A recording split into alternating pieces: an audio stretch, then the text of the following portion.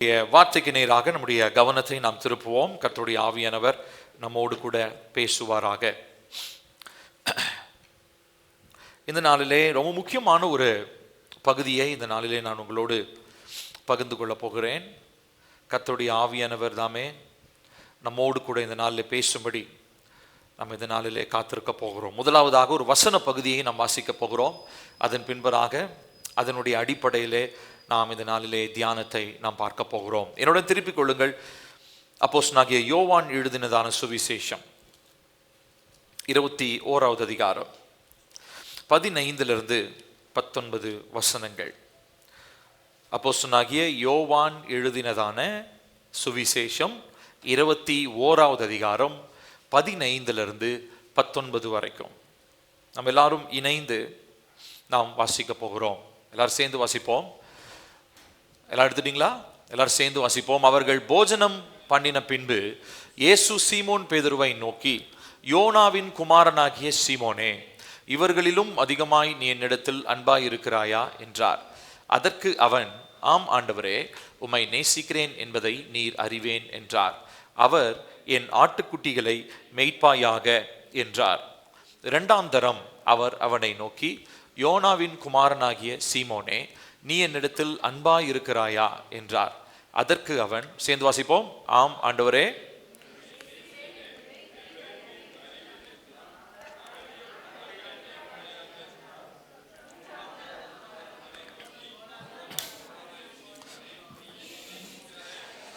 என்னை நேசிக்கிறாயா என்று அவர் மூன்றாம் தரம் தன்னை கேட்டபடியினாலே பேதுரு துக்கப்பட்டு, ஆண்டவரே, நீர் எல்லாவற்றையும் அறிந்திருக்கிறீர், நான் உம்மை நேசிக்கிறேன் என்பதையும் நீர் அறிவீர் என்றான்.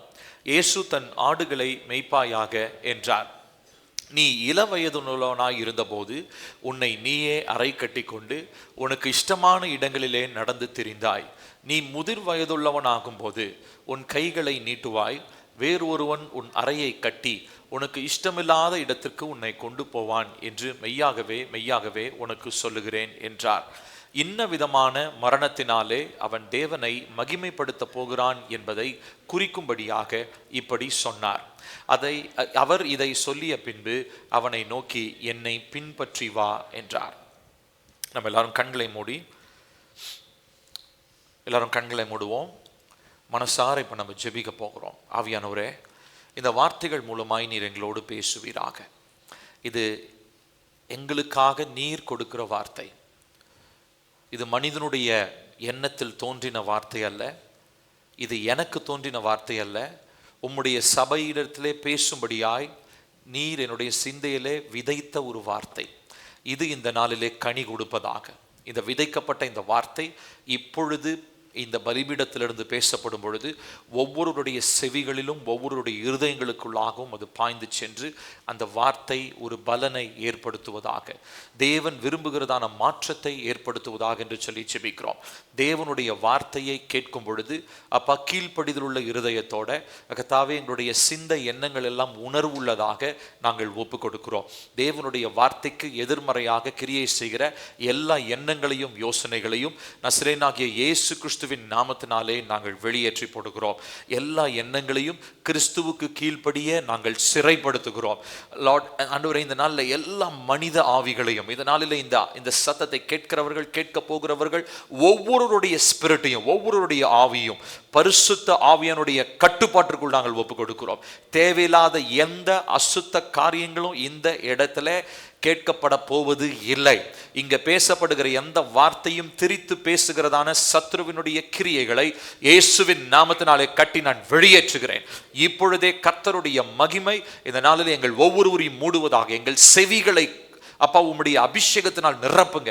அப்பா, எங்கள் காதுகள் உணர்வுள்ளதாய், எங்களுடைய இருதயம் உணர்வுள்ளதாய், எங்கள் சிந்தை தெளிவுள்ளதாய் இருக்கட்டும். எல்லா விதமான நிர்விசாரத்தையும் தூக்கத்தையும் இயேசுவின் நாமத்தில் வெளியேற்றி போடுகிறோம். கர்த்தர் தருகிறதான ஒரு பெரிய ஒரு மாற்றம் இந்த நாளிலே இந்த வார்த்தையின் மூலமாய் எங்கள் சபைக்கு, எங்கள் ஒவ்வொருவருக்கு, எங்கள் குடும்பத்திற்கு, எங்கள் பிள்ளைகளுக்கு உண்டாவதாக என்று சொல்லி ஜெபிக்கிறோம். பெரிய காரியங்களை செய்யும் இயேசுவின் நாமத்தில் கேட்கிறோம் நல்ல பிதாவே, ஆமென், ஆமென். இதனால முக்கியமான ஒரு பகுதியை நாம் பார்த்தோம். இந்த வசன பகுதி ஏற்கனவே நாம் பல முறை நாம் படித்திருக்கலாம். பலமுறை நாம் படித்து தேவன் பேதுருவை மீட்டெடுத்தார் என்று சொல்லி நாம் புரிந்திருக்கலாம்.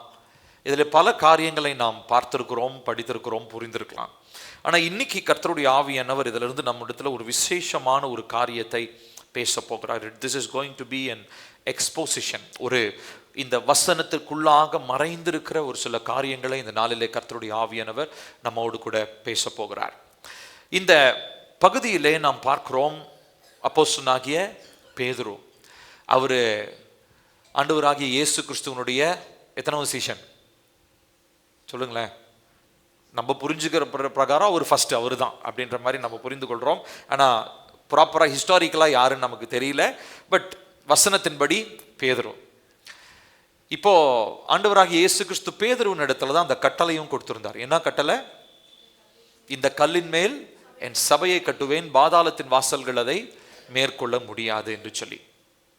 இப்போ இவ்வளோ காரியங்களை கர்த்தர் பேதுருவின் இடத்திலே சொல்லியிருந்தார். பேதுரு ரொம்ப துடுக்கான ஒரு ஆள். அவர் எல்லாவற்றையும் ரொம்ப வேகமாக செய்வார். எல்லாரும் புரிந்து கொள்றதை விட இவர் கொஞ்சம் வேகமாக புரிந்து கொள்வார். அவர் டியூப்லைட் கிடையாது. சுருக்கமாக சொல்ல போனால் அவர் எல்லாவற்றையும் ரொம்ப ஷார்ப்பாக புரிந்து கொள்ளுகிற ஒரு மனிதன். அதே நேரத்தில் அவர் கூட ஒரு சில காரியங்களும் இருந்தது. என்ன அப்படின்னா, அவர் துடுக்கா பேசுகிறேன்னு சொல்லி தேவையில்லாததையும் என்ன பண்ணுவார், அவர் பேசுவார். இந்த மாதிரி ஒரு சுபாவம் உள்ள ஒரு மனிதன் தான் இந்த பேதுரு. ஆனால் பேதுருவை தேவன் தெரிந்து கொண்ட விதம் ரொம்ப ஆச்சரியமானது. அவர் என்ன பண்ணிட்டு இருந்தாரு சொல்லுங்க, உங்க எல்லாருக்கும் தெரியும். அவர் என்ன பண்ணிட்டு இருந்தாருங்க? மீன் பிடிச்சிட்டு இருந்தாரு. அவர் இயேசுவை சந்திக்கிற அந்த நாள், அவருடைய வாழ்க்கை மாற்றப்படுகிற அந்த நாள் அன்னைக்கு முந்தின நாள் நைட்டு என்ன கிடைக்கலங்க, அவர் வலை போட்டும் மீனே சிக்கலை. ஆனால் ஏசப்பா அவனுடைய வார்த்தையை கேட்டு அவர் அந்த வலையை வீசும் பொழுது வலை கிளியத்தக்கதாகவும் படகுகள் எல்லாம் நிரம்பத்தக்கதாகவும் மீன்கள் அவர் எடுத்தார், அவர் பெற்றுக்கொண்டார். அது தேவன் அவருக்கு செய்த அற்புதம்ன்றது பார்க்குறோம். அதுக்கப்புறமா அவர் என்ன சொல்றாரு, அவர் பாதத்தில் விழுந்து வேண்டிக்கிறாரு, ஏசப்பா என்னை விட்டு அகன்று போங்க, ஏன்னா நான் யாரு, நான் ரொம்ப பாவியான மனுஷன், நீங்களாம் இப்படி அற்புதம் செய்கிற இவ்வளோ பெரிய மனுஷன்லாம் என் படகுல என் பக்கத்தில் வர்றதுக்கே நான் தகுதி இல்லைன்னுலாம் அவர் சொன்னார். ஆனால் ஏசப்பா அவரை பார்த்து என்ன வார்த்தை சொன்னாருங்க, நீ இன்று முதல் என்ன பண்ண போற, மனுஷனை பிடிக்கிறவனா நான் உன்னைய மாற்ற போறேன் அப்படின்னு சொல்லி. இப்போ இவ்வளவு நேர்த்தியா இந்த காரியங்கள் எல்லாம் கர்த்தர் அழகா பேதுருவை தெரிந்து கொண்டு அழகா நடத்தி வராரு.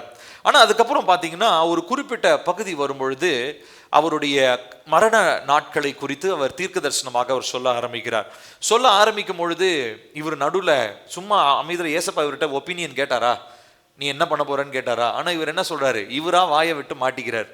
என்னன்னா, நான் உம்மை மறுதலிக்கவே மாட்டேன், எல்லாரும் உங்களை விட்டு போனாலும் நான் உங்களை விட்டு போக மாட்டேன் அப்படின்னு சொல்லி ஏசப்பா கேட்கல, இவரா முந்திரி கொட்டையா என்ன பண்றாருங்க அந்த வார்த்தையை சொல்றாரு. ஆனா சொன்னதுக்கு அப்புறம் ஏசப்பா அதுக்கு பதில் என்ன சொல்றாரு, நீ இன்றைக்கு சேவல் கூவுவதற்கு முன்பதாக நீ என்னை எத்தனை தாட்டி 3 முறை என்னை மறுதலிப்பாய் அப்படின்றாரு. ஆனாலும் அதுக்கப்புறம் என்ன பண்றாரு, இல்ல நான் உயிரே போனாலும் உங்க கூட ஜெயிலுக்கு வந்தாலும் சாகிறதா இருந்தாலும் கூட ரெடின்றான். ஏசப்பாக்கு எவ்வளவு கோவம் வந்திருக்கும், தெரிஞ்சும் அந்த வார்த்தையை சொன்னா என்ன பண்ணியிருந்திருப்பாரு. ஒரு நம்மளா இருந்தா என்ன பண்ணிருப்போம், சொல்லிட்டே இருக்கிறேன் திரும்ப திரும்ப சொன்னதையே சொல்லிட்டு இருக்கிறேன் அப்படின்னு நம்ம கோவப்பட்டிருப்போம் இல்லையா. ஆனா ஏசப்பா அங்க ஆர்கியூ பண்ணவே இல்லை, சரி விடு அப்படின்னு சொல்லிட்டு அமைதலா ஆயிட்டாரு ஏசப்பா. இது நடந்துச்சு. அதுக்கப்புறம் என்ன பண்றாரு, அதே மாதிரி ஏசப்பா சொன்ன மாதிரியே அவர் என்ன பண்றாருங்க, 3 முறை அவர் இயேசுவை மறுதலித்தார். அவர் மறுதலித்தார். மறுதலித்ததுக்கு அப்புறம் என்ன ஆயிடுச்சு, பயங்கர வேதனை உற்று அதே மாதிரி மறுதலித்து 3வது தாட்டி மறுதலிச்ச உடனே என்ன ஆச்சு, சேவல் கூவிற்று. கூவினதுக்கு அப்புறம் அவனுக்கு ரொம்ப மனம் உடைந்து அவர் என்ன பண்றார் அப்படின்னு சொல்லி சொன்னா, அவர் போய் மனம் கசந்து அழுகிறார். சரி, இந்த சம்பவம் எல்லாம் முடிஞ்சிருச்சு. இயேசு மரித்தார், உயிர் தெழுந்து திரும்ப சீஷர்களை பார்க்கறதுக்கு வராரு. பல இடங்களிலே அவர் சீஷர்களுக்கு தென்பட்டார். எம்மாவு என்கிறதான ஊருக்கு போற வழியில 2 சீஷர்களிடத்துல பேசுகிறார். அதுக்கப்புறம் மகதலேனா மரியாளுக்கு அவர் தென்படுகிறார். இந்த மாதிரி பல இன்ஸ்டன்ஸ்ல உயிர்த்தெழுந்த இயேசு மகிமையின் சரீரத்திலே வெளிப்படுகிறதை பார்க்கிறோம். ஆனா இந்த இடத்துல நம்ம கவனிக்கும் போது, இதுக்கு நம்ம வாசிச்ச பகுதிக்கு மேல் பகுதியில் கவனிச்சிங்கன்னா, அவர் மகிமையின் சரீரம்னா ஒரு கோஸ்ட்லி பாடி, அதாவது ஒரு ஆவி மாறி அவர் இருந்தார் அப்படின்றதுக்கு, அப்படி அவர் இல்லைன்றதுக்கு ஒரு ஆதாரம் என்னன்னா இதுக்கு முன்னாடி இருக்கிற பகுதி. என்னன்னா அவங்க மீன் பிடிச்சிட்டு இருக்கிறாங்க. மீன் பிடிச்சிட்டு வந்து அந்த நல்ல பெரிய பெரிய மீன்கள் இது எடுத்துட்டு வந்து என்ன சொல்றாருன்னா, வாங்க பிள்ளைகளே நம்ம எல்லாரும் என்ன பண்ணலாம், இந்த மீன் சாப்பிடலாம், பொரிச்சு சாப்பிடலாம் அப்படின்றாரு. அப்ப இயேசு என்ன பண்றாரு, சாப்பிட்டாருன்றதுக்கு முந்தின பகுதி பாத்தீங்கன்னா தெரியும், ஜீசஸும் சாப்பிடுறாரு. அப்படின்னா என்ன அர்த்தம், அவருக்கு என்ன இருந்துச்சு, வாய் இருந்துச்சு, வயிறு இருந்துச்சு, குடல் இருந்துச்சு. ஆவிக்குரிய நிலையிலே அவர் இருந்தாலும், மகிமையின் சரீரத்தில் இருந்தாலும் அவரால் என்ன பண்ண முடிஞ்சது, சாப்பிட முடிந்தது. சரி, இந்த பகுதியெல்லாம் முடிஞ்சிருச்சு. இப்ப ஃபைனல் பகுதிக்கு வந்தாச்சு. இன்னும் ஒரு சில மணி நேரத்துல இவர் எங்க போறாரு, பரத்திற்கு எடுத்துக்கொள்ளப்பட போகிறார், பிதாவினுடைய வலது பார்சத்துல போய் உட்கார போகிறார். அதுக்கு முன்னாடி இப்போ பேதுரு கிட்ட ஒரு காரியத்தை இவர் கேட்கிறார். ஸோ இந்த காரியத்தை தான் இந்த நாளிலே நான் உங்களோடு பேச போகிறேன். இந்த நாளில் இந்த செய்தியினுடைய தலைப்பாக நான் வைத்திருப்பது denial in fire and restoration in fire. பயத்திலே மறுதலித்தாலும் அக்னியினாலே மீட்டெடுக்கப்படுதல். Denial in fear, restoration in fire. திரும்ப சொல்லுகிறேன், பயத்தினாலே மறுதலித்தாலும் அக்னியினாலே மீட்டெடுக்கப்படுதல். இந்த வசன பகுதியை போன வெள்ளிக்கிழமையில ஒரு சகோதரர் மோசஸ் அவங்களுடைய வீட்டில், சிமியோன் அண்ணா அவங்களுடைய வீட்டில் பேசிட்டு இருக்கும்போது அப்பா இந்த சின்ன பாட்டை செய்தியில் இந்த சின்ன பகுதியை மாத்திரம் ஷேர் பண்ணாங்க. அவங்க அந்த நேரத்தில் பேசின டைமில் ஆவியானவர் என்னோட அந்த வசனத்தின் மூலமாக பேசினார். அதை வைத்து தான் இந்த நாளிலே இந்த செய்தியை கர்த்தருடைய ஆவியானவர் உங்களுக்கு கொடுக்க சித்தமுள்ளவராக இருக்கிறார். ஆகையினாலே நீங்கள் கவனமாக இந்த காரியத்தை கேட்கணும். இப்போ நம்ம எல்லாருடைய வீடுகளிலுமே நாம் தியானித்து கொண்டிருக்கிற ஒரு காரியம் என்ன அப்படின்னா, ரெஸ்டோரேஷன், சீரமைப்பு, மறுசீரமைப்பு. இன்னும் சொல்ல போனா முழுமையான மறுசீரமைப்பு. இந்த முழுமையான மறுசீரமைப்புக்கு நம்ம எல்லாருமே பங்குள்ளவங்களா இருக்கணும்ன்றதுதான் ஏசப்பாவுடைய விருப்பம். ஆனா நம்ம தான் என்ன பண்றோம் அப்படின்னா, இல்லை எனக்கெல்லாம் வேணாம், எனக்கு வாழ்க்கையில இந்த பிரச்சனை இருக்கு, இது மட்டும் தீர்ந்தா போதும்னு நம்ம நினைக்கிறோம். ஆனா சீரமைப்புன்றது வாழ்க்கையில பிரச்சனைகள் தீர்வதற்காக மாத்திரம் அல்ல, நம்முடைய வாழ்க்கையில தேவ மகிமை வெளிப்படணுன்றதுதான் சீரமைப்பினுடைய நோக்கம். நான் சொல்றது புரியுதுங்களா? இப்ப நம்ம எல்லா வீடுலையும் சீரமைப்புன்னு பேசிட்டு இருக்கோம் இல்லைங்களா? அதனுடைய நோக்கம் என்ன தெரியுமா? நம்முடைய பிரச்சனை மாறணும், நம்முடைய தேவைகள் எல்லாம் சந்திக்கப்படணும், அதெல்லாம் தானா நடக்கும். அதை பத்தி நீங்க எதிர்பார்க்க வேண்டிய அவசியமே இல்லை. ஆனா இந்த சீரமைப்புல கர்த்தர் வாக்கு பண்ணுகிற காரியம் என்னன்னா, I will restore my former glory. ஏற்கனவே இருந்த மகிமையை நான் இப்பொழுது திரும்ப என்ன பண்ண போகிறேன், தரப்போகிறேன். ஆராதனையில கூட ஒரு வார்த்தையை நம்ம கேட்டோம், முந்தின ஆலயத்துடைய மகிமையை காட்டிலும் பிந்தின ஆலயத்தினுடைய மகிமை எப்படி இருக்குமா, மிகவும் பெரியதாய் பயங்கரமாய் எது இருக்க போகிறது. இப்ப இந்த சீரமைப்புல தேவன் செய்ய போகிற காரியம் அதுதான். God is going to restore the glory. தேவனுடைய மகிமையை அவர் நம்முடைய வாழ்க்கையில, தொழிலில, பிள்ளையினுடைய வாழ்க்கையில, குடும்பத்திலே, ஊழியத்திலே, ஊழியக்காரர்களுடைய எல்லா இடத்துலையும் க்ளோரி வந்துருச்சுன்னா, மகிமை வந்துருச்சுன்னா, எனக்கு தேவைன்னு சொல்லி சொல்றதுக்கு எதுவுமே இருக்காது. நீங்க ஆசைப்படணும் அப்படின்னு நீங்க எதையுமே நீங்க நினைச்சு பார்க்கவே முடியாது. ஏன்னா மகிமை வந்தது என்று சொன்னால் எல்லாமே நிறைவாக மாறி இருக்கும். ஹல்லேலூயா. நான் சொல்றது உங்களுக்கு புரியுதுங்களா? சரி, இப்போ ஒரு சில காரியங்களை, ஒரு சில பின்னணியை நான் இந்த நாளிலே உங்களுக்கு நான் சொல்ல போகிறேன். இப்போ இந்த 3 கேள்வியை இவர் எந்த இடத்துல கேட்கிறார் அப்படின்னா, இவங்க நல்லா ஒரு நெருப்பு மூட்டி அந்த நெருப்புல என்ன பொரிச்சு சாப்பிட்றாங்க, நல்லா ஒரு மீன் பொரிச்சு அவங்க சாப்பிட்டுட்டு இருக்கிறாங்க. அந்த டைம்ல எல்லாரும் உட்கார்ந்து இருக்கிற நேரத்துல ஏசப்பா பேதுரு கிட்ட பேசுறாரு. இப்ப நல்லா கவனிக்கணும், ஏசப்பா பேதுருவை கன்ஃபரண்ட் பண்ணும்போது, அவங்ககிட்ட இந்த காரியத்தை கேட்கும் போது அவர் தனியா கூட்டிட்டு போல, எல்லாரும் முன்னாடியும் தான் அவர் டீல் பண்றாரு. ஏன்னா அவன் மறுதலிச்சது எல்லாருக்கும் தெரியும். அப்ப அவனை ரெஸ்டோர் பண்ண போறதையும் அவர் எல்லாரும் முன்னாடியும் தான் அவரு நிச்சயமா பண்ணுவார். நான் சொல்றது உங்களுக்கு புரியுதுங்களா? நான் சொல்றது உங்களுக்கு புரியுதுங்களா உங்களுக்கு? சோ நம்ம வாழ்க்கையில நம்ம இழந்து போனது, என்னென்ன கண்கள் எல்லாம் நம்ம வாழ்க்கையில இழந்து போனதை பார்த்தாங்களோ அதே கண்களுக்கு முன்பதாக நம்ம மறுசீரமைக்கப்படுறத அதே கண்கள் பார்க்கும். எத்தனை பேர் விசுவாசிக்கிறீங்க இத? ஹல்லேலூயா. ஆமா. சோ இது ஃபர்ஸ்ட் பார்ட் நீங்க புரிஞ்சுக்கணும். என்ன அப்படின்னா, எந்த பகுதியில இப்போ நீங்க அந்த மறுதலிச்சு அந்த இடத்த கொஞ்சம், அந்த சீனை கொஞ்சம் நினைச்சு பாருங்க. அங்கே என்ன பண்றாங்க, குளிருக்கு எல்லாம் இரவுல நெருப்பு மூட்டி என்ன பண்ணிட்டு இருக்கிறாங்க, உட்கார்ந்துட்டு இருக்கிறாங்க. அந்த இடத்துல தான் பேதுரு இருக்கிறார். அந்த இடத்துல தான் உட்கார்ந்து என்ன பண்றாரு, இயேசுவை தெரியாது, எனக்கு அவர் யாருன்னே தெரியாதுன்றாரு. இப்போ அதே மாதிரி திரும்ப இன்னொரு நெருப்பு மூட்டப்பட்ட இன்னொரு இடத்துல இப்போ இருக்கிறார். இப்போ பேதுருவுக்கு என்ன ஞாபகம் வந்திருக்கும்? என்ன ஞாபகம் வரும்? அது வாழ்க்கையில் அந்த மனுஷன் மறப்பானா? பேதுரு மறக்கக்கூடிய சம்பவமா அது. ஒரு வசனம், ஒரு பகுதியை நான் வாசிச்சேன் பாருங்க, நானே அழுதுட்டேன். அந்த பகுதியை வாசிக்கும் போது நானே அழுதுட்டேன். பாருங்களேன் நீங்க என்ன நடக்குது அப்படின்னு சொல்லி பார்த்தீங்கன்னா, லூக்கா 22வது அதிகாரத்தில் பாருங்க. லூக்கா 22வது அதிகாரத்தில் 60வது வசனம். லூக்கா 22:60 வாசிப்போமா? அதற்கு பேதுரு கடைசியா 3வது அடி மறுதலிக்கும் போது சொல்றாரு, மனுஷனே நீ சொல்லுகிறதை அறியேன் என்றான். அவன் இப்படி சொன்ன உடனே சேவல் கூவிற்று. 61வது வசனம் எல்லாரும் சேர்ந்து வாசிக்கலாமா? அப்பொழுது கர்த்தர் திரும்பி பேதுருவை நோக்கி பார்த்தார். எப்படி இருந்திருக்கும்? ஜீசஸ் பார்க்கிறாருங்க. லூக்கா மாத்திரம் தான் இந்த சம்பவத்தை நமக்கு ரெக்கார்ட் பண்ணியிருக்கிறாரு. மற்றதெல்லாம் ஜீசஸ் எங்கேயோ இருக்கிற மாதிரியும் பேதுரு வேற எங்கேயோ இருக்கிற மாதிரியும் ரெக்கார்ட் பண்ணியிருப்பாங்க. ஆனால் லூக்கா ரொம்ப அழகா சொல்றாரு. என்னன்னா, 3வது தாட்டி ஐயோ அவர் யாருன்னே தெரியாதுன்னு சொல்லிட்டு இப்படி திரும்பினா, ஏசப்பா அங்கிருந்து அப்படியே ரத்தம் சொட்ட சொட்ட அப்படி பார்க்குறாரு. எப்படி இருந்திருக்கும்? அந்த பேதுரு இருக்கிற நிலையில என்ன நான் வச்சுக்கிட்டேன். நம்ம எல்லாரையுமே வச்சு யோசிச்சு பார்க்கணும். பேதுரு இருக்கிற அந்த நிலையில, பேதுரு இயேசு எனக்கு தெரியாதுன்னு சொன்னா பார்த்தீங்களா, அந்த இடத்துல உங்களை வச்சுட்டு ஏசப்பா உங்களை பார்க்கறத கொஞ்சம் கற்பனை பண்ணி பாருங்க. எவ்வளவு நொறுக்கப்பட்டிருப்போம். இப்படிதான் பேதுரு நம்மளும் அப்படிதான். அவர் எவ்வளவு நொறுங்கி இருப்பார். 3 வருஷம் கூடவே நான் இருந்தேன், என்னுடைய எல்லா மகிமையும் உனக்கு நான் காண்பிச்சேன், ஆனா நீ மறுதலிச்சிட்ட. அப்போ பேதுரு எவ்வளவு உடஞ்சு போயிருப்பார் இல்லையா?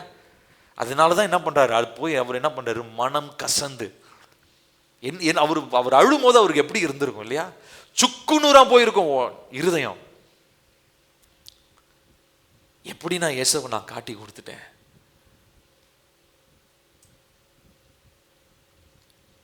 நம்ம எல்லாருமே பேதுரு மாதிரி ஒரு நிலையில இயேசு நம்மை பார்க்க பார்க்கவே அவரை தெரியாது என்று வாயை திறந்து சொன்னதில்லை, செயல்லையே செஞ்சிருக்கிறோம்.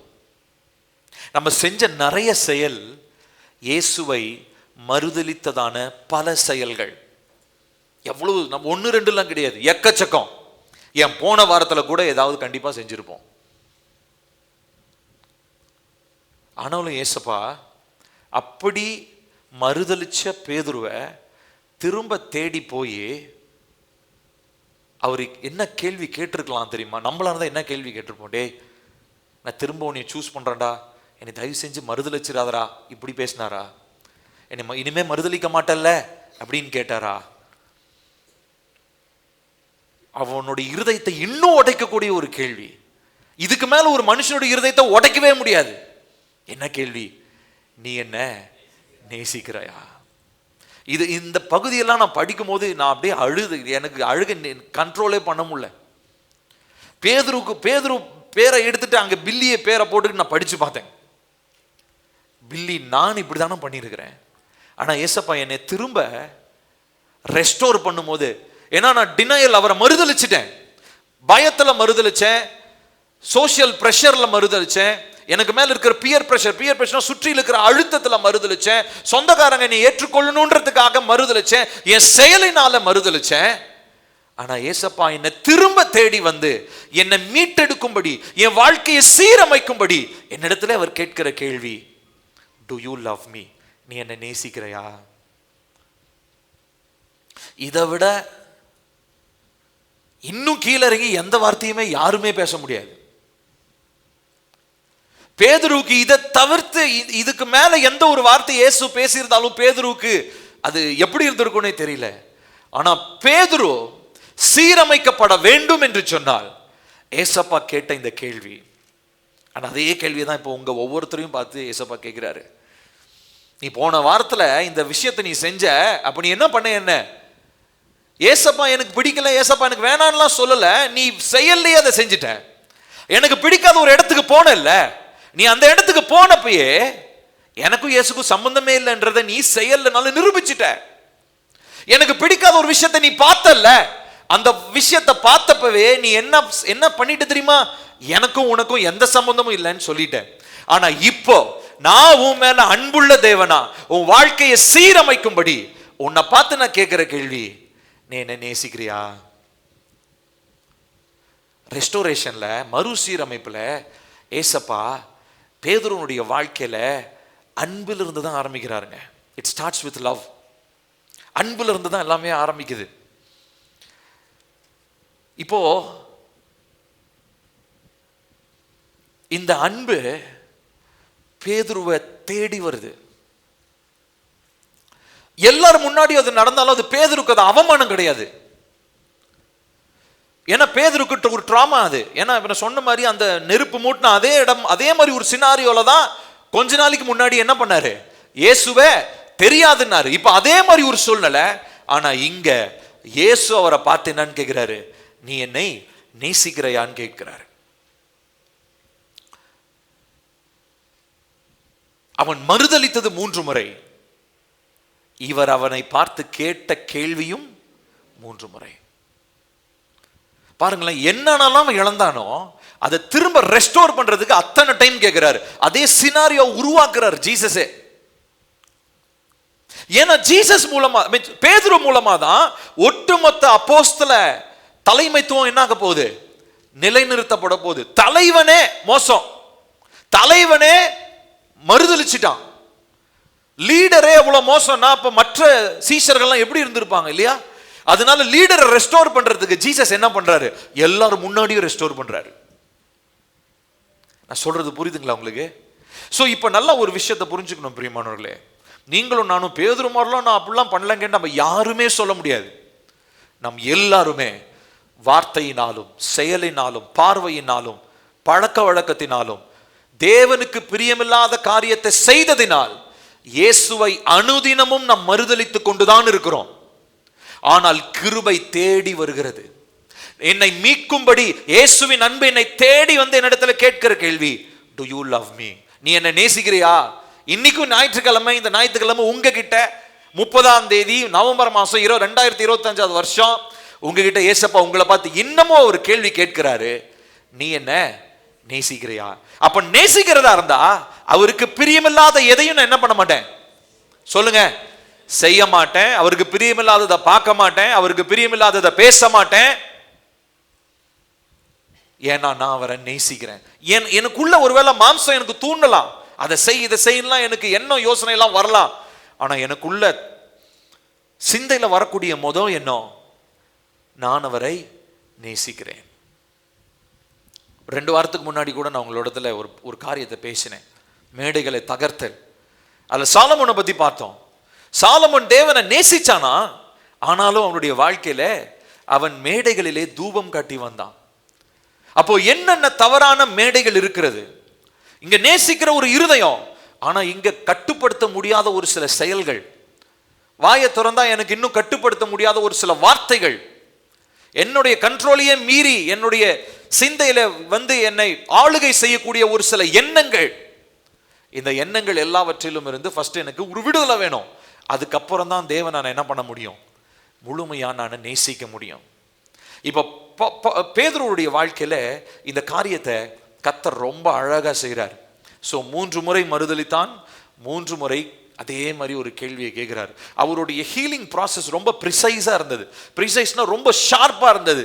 நீ 3 தாட்டி மறுதலிச்சல, அதே 3 தாட்டி நான் என்ன பண்ண போறேன், உன்னை நான் மீட்டெடுக்க போறேன். I am going to restore you அப்படின்னு சொல்லி கர்த்தர் இங்க சொல்லுகிறத பார்க்கிறோம். இப்போ முதலாவது நாம் புரிந்து கொள்ள வேண்டிய ஒரு காரியம் என்ன அப்படின்னா, தேவன் இந்த நொறுங்குண்டவர்களையும் உடைந்தவர்களையும் பேதுரு மாதிரி மறுதலித்தவர்களையும் உருவாக்குவதிலே அவரை போல தலை சிறந்தவர்கள் யாருமே கிடையாது. வாசிப்போம் சங்கீதம் 147 அதிகாரம். சங்கீதம் 147 அதிகாரம் 3வது வசனம். இருதயம் நொறுங்குண்டவர்களை குணமாக்குகிறார், அவர்களுடைய காயங்களை அவர் கட்டுகிறார். பேதுருக்கு ஒரு காயம் வந்துச்சு. என்ன எதனால தேவனா காயப்படுத்தினாரு? பேதுருவே தனக்கு தானே காயப்படுத்திக்கிட்டான். எதனால? இயேசுவை மறுதலித்ததுனாலே அவன் இருதயம் காயம் அடைஞ்சிருச்சு. இப்ப அதே காயத்தை இயேசுவே என்ன பண்றாரு, தேடி வந்து உன் காயத்தை நான் கட்டுறேன். எந்த இடத்துல நீ என்ன மறுதலிச்சியோ அதே இடத்துல, எந்த ஆட்களுக்கு முன்னாடி நீ மறுதலிச்சியோ அதே ஆட்களுக்கு முன்னாடி உன்னுடைய மகிமையை நான் என்ன பண்ண போறேன், திரும்ப நான் மீட்டெடுக்க போறேன். ஏன்னா அவருடைய ரொம்ப பிரதானமான அவருடைய வேலை உடைந்து போனவர்களை அவர் உருவாக்கி அவர் கட்டுகிற தேவனாக இருக்கிறார். ஹல்லேலூயா. திரும்ப வாசிப்போமா, என்ன சொல்லுது அந்த வசனம்? சங்கீதம் 147:3, இருதயம் நொறுங்குண்டவர்களை குணமாக்குகிறார், அவர்களுடைய காயங்களை அவர் கட்டுகிறார். இந்த மறுசீரமைப்பிலே காயத்தை முதலாவது அவர் கட்டுறார். இன்னொரு வசனத்தையும் வாசிப்போம். ஏற்கனவே ஆராதனை பகுதியில் நாம் கேட்டோம் அந்த பகுதி. யோவேல் 2:25.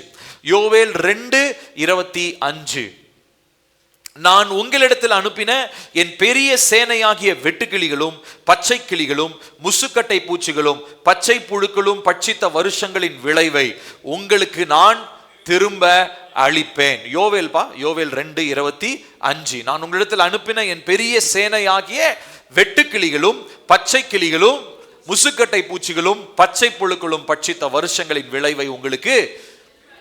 ஏன்னா காயப்பட்டாச்சு. இப்ப ரெஸ்டோர் பண்றது யாரு தான்? சீரமைக்கிறது யாரு? காயத்தை கட்டி எல்லாத்தையும் கம்ப்ளீட்டா முழுமையடைய செய்யறது யாரு தான்? சொல்லுங்க, யாருங்க? தேவன் ஒருவர் தான். அவர் தான் இந்த காரியத்தை நம்முடைய வாழ்க்கையில செய்கிறவராக இருக்கிறார். ஹல்லேலூயா. இப்போ ஒரு பிள்ளை விளையாடும் போது வெட்டுக்கு ஒரு அடிபட்டுருச்சு, சரியா? உடனே என்ன பண்ணுவாங்க அப்படின்னா, சின்ன காயமா இருந்தா ஒரு மருந்து போட்டு பிளாஸ்டர் போட்டுருவாங்க. ஒரு பெரிய வெட்டு காயமா இருந்தா என்ன பண்ணுவாங்க? சொல்லுங்க. ஹாஸ்பிட்டல் போவாங்க. ஹாஸ்பிட்டல் போவாங்க எல்லாரும். என்ன பண்ணுவாங்க ஹாஸ்பிட்டல்ல? டாக்டர் என்ன பண்ணுவாரு? சொல்லுங்க, எங்க சத்தமா ஒருத்தர சொல்லுங்க. தையல் போடுவாங்க. தையல் எப்படி இருக்கும்? நல்லா இனிக்குமா? என்ன பண்ணும்? வலிக்கும். இப்ப இந்த பக்கம் ரெண்டு பக்கம் சதை கட்டாயி இப்படி பொழந்துருச்சுங்க. என்ன பண்ணுவாங்க? இந்த சதையும் பக்கத்துல வச்சு, ஆமா, அது ஒரு ரவுண்டா ஒரு நீடில் மாதிரி இருக்கும், அது உள்ள வச்சு என்ன பண்ணுவாங்க? சூச்சர் போடுவாங்க, தையல் போடுவாங்க. இப்போ தையலுக்கு பயந்துகிட்டே இருந்தா அந்த தோல் ஒரு நாள் என்னவே ஆகாது, சேரவே சேராது, இல்லையா? சோ காயப்பட்ட இடத்திலேயே தான் மெயினா என்ன பண்ணுவாங்க? ஒரு ட்ரீட்மெண்ட் நடக்கும். இதே தான் ஏசப்பாவும் செய்கிறார். எந்த இருதயம் காயப்பட்டுச்சோ அந்த இருதயத்தை எப்படி காயம் அடைஞ்சிச்சோ அதே காயத்தின் மேலேயே அவர் என்ன பண்றாருங்க?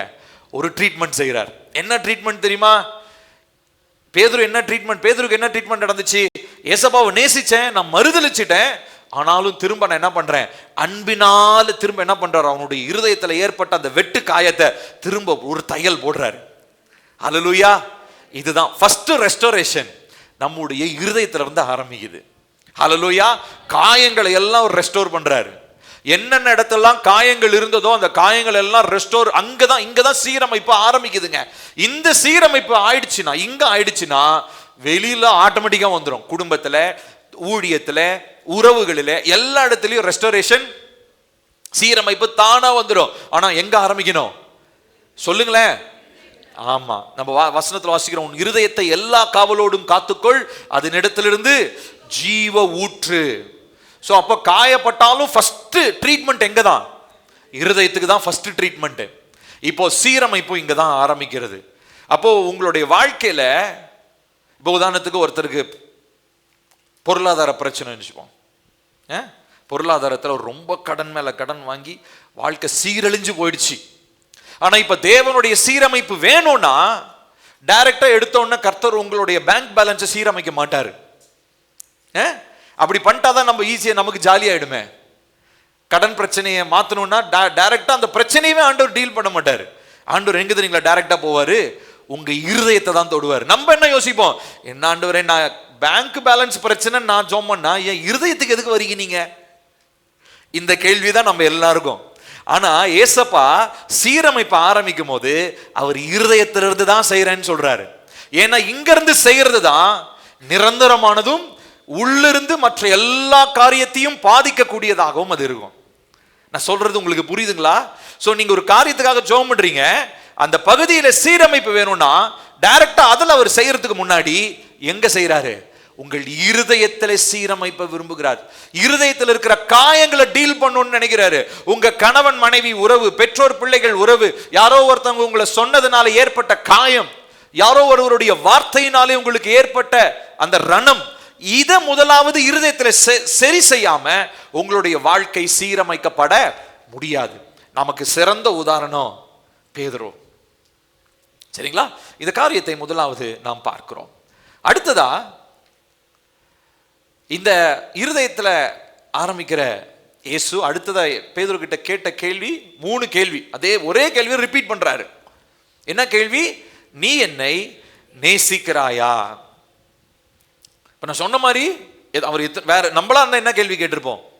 வா தலைமையை கொட்டு வச்சு, துரோகி, துரோகி பயலே, நான் சொன்ன திரும்ப திரும்ப சொன்னா இல்லையா, நீ என்னை மறுதளிப்பேன்னு சொன்ன மாதிரியே செஞ்சியா இல்லையா, இப்படிதான் நம்மளாம் பேசியிருப்போம். ஆனா அவர் என்ன பண்றாருங்க, கூப்பிட்டு எதுவுமே சொல்ல, அவரு நீ என்னை நேசிக்கிறாயா, அந்த அந்த வார்த்தை பேதுருக்குள்ள எப்படிப்பட்ட ஒரு தாக்கத்தை ஏற்படுத்தி இருக்கும். இப்போ பேதுரு நல்லா புரிந்து கொண்டார், இந்த சீரமைப்புல என் வாழ்க்கை, நான் மறுதளிச்சம்பா, நான் துரோகிப்பா, என் துரோகியை சரி செய்யணும்னா ஏசப்பா கொடுக்கிற மருந்து அவருடைய அன்பு. ஹல்லேலூயா! அவருடைய அன்பு தான் நம்முடைய இருதயத்தை சுகமாக்கி குணப்படுத்தி சீரமைக்க கூடிய ஒட்டுமொத்த சர்வ நிவாரணி. அதுதான் எல்லாத்துக்கும் ஒரே மருந்து தான். என்னதுங்க? அவருடைய அன்பு. அதை பத்தி நம்ம வாசிக்கிறோம் பாருங்க. உபாகமத்துல நாம் வாசிக்கிறோம் 6வது அதிகாரம், உபாகமம் 6வது அதிகாரம் 5வது வசனம். வேகமாக எடுப்போம்.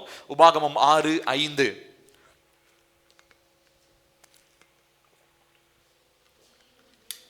நீ உன் தேவனாகிய கர்த்தரிடத்தில் உன் முழு இருதயத்தோடும் உன் முழு ஆத்துமாவோடும் உன் முழு பலத்தோடும் என்ன பண்ணுவாயாக? கொஞ்சம் சத்தமா சொல்லுங்க, என்னது? அன்பு கூறுவாயாக. Love him.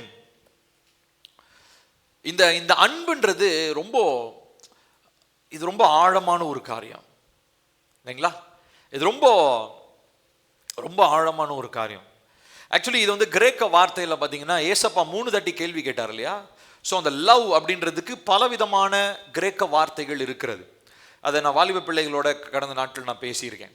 ஸோ இந்த 2 தாட்டி ஏசப்பா கேட்கும் போது அவர் எந்த வார்த்தையை பயன்படுத்துறாருன்னா அகாப்பே. அகாப்பேனா தெய்வீக தியாகமான அன்புன்னு அர்த்தம். To you love me? நீ என்னை நம்ம தமிழ்ல அழகா ஒரே வார்த்தையில நேசம்னு மொழிபெயர்ப்பு செஞ்சுட்டாங்க. ஆனா 2 தாட்டி ஏசப்பா கேட்கும் போது அவர் என்ன வார்த்தையை பயன்படுத்தினார் தெரியுமா? அகாப்பே. நீ அகாப்பே செய்றியா? நீ என்ன தியாகமான அன்பு செய்றியா? அதுதான் நல்லா கவனிக்கணும். தியாகமான அன்பு, அவர் அன்பு கூறுறது தியாகம், ஓகே, அதுல நியாயம் இருக்குது. ஆனா இப்ப பேதுருகிட்ட என்ன எதிர்பார்க்கிறார் தெரியுமா? நீ தியாகமா என்ன நேசிக்கணும். ஏன்னா 19வது வசனத்துல தான் ஒரு ட்விஸ்ட் வைக்கிறாரு. நான் சொல்றது உங்களுக்கு புரியுதா? அதாவதுங்க, சிலுவையில் அவர் வெளிப்படுத்தின அன்பு என்ன, எப்படிப்பட்ட அன்புங்க? தியாகமான அன்பு இல்லையா? அதுதான் அகாப்பேன்னு சொல்றோம். இப்போ பேதுருகிட்ட எந்த அன்பை எதிர்பார்க்கிறாரு? அவர் சிலுவையில வெளிப்படுத்தினார் பார்த்தீங்களா, ஒரு அன்பு, தியாகம். அந்த அன்பை பேதுருகிட்ட எதிர்பார்க்கிறாரு. தடவை வானத்தையும் பூமியும் படைச்ச தேவன் மனுஷங்கிட்ட தியாகமான அன்பை எதிர்பார்க்கிறாருங்க. இது எவ்வளவு ஆச்சரியமான காரியம் பாருங்களேன். ஏன்னா இதுக்கு முன்னாடி லவ்லாம் பேசினது அவர் மனுஷங்களுக்கு புரிந்து கொள்ளக்கூடிய இருக்கக்கூடிய அந்த அன்பு. ஆனா ஜீசஸ் 2 தாட்டி பேதுருகிட்ட கேட்ட கேள்வி, தியாகமான அன்பினால் நீ என்னை நேசிக்கிறையா? ஆனா அவர் பதில் சொல்றது பாத்தீங்கன்னா பிலியோ அன்புல பதில் சொல்ற. பிலியோன்னா என்னன்னா சகோதரத்துவ அன்பு. இப்போ எனக்கும் தம்பிக்கும் இருக்கிற அன்பு, எனக்கும் என்னுடைய சகோதரனுக்கும் இருக்கிற அன்பு. நாங்க என்ன பண்றோம்? ஒருவர் நாங்க நேசிக்கிறோம்.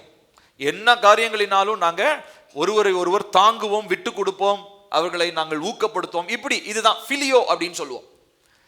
இப்போ பேதுரு என்ன பதில் சொல்றாருன்னா பிலியோல பதில் சொல்றாரு. அவரு கேட்ட கேள்வி தியாகமான அன்பு. ஆனா இவர் பதில் சொல்ற பதில் என்னவா இருக்குது? சகோதரத்துவ அன்பு.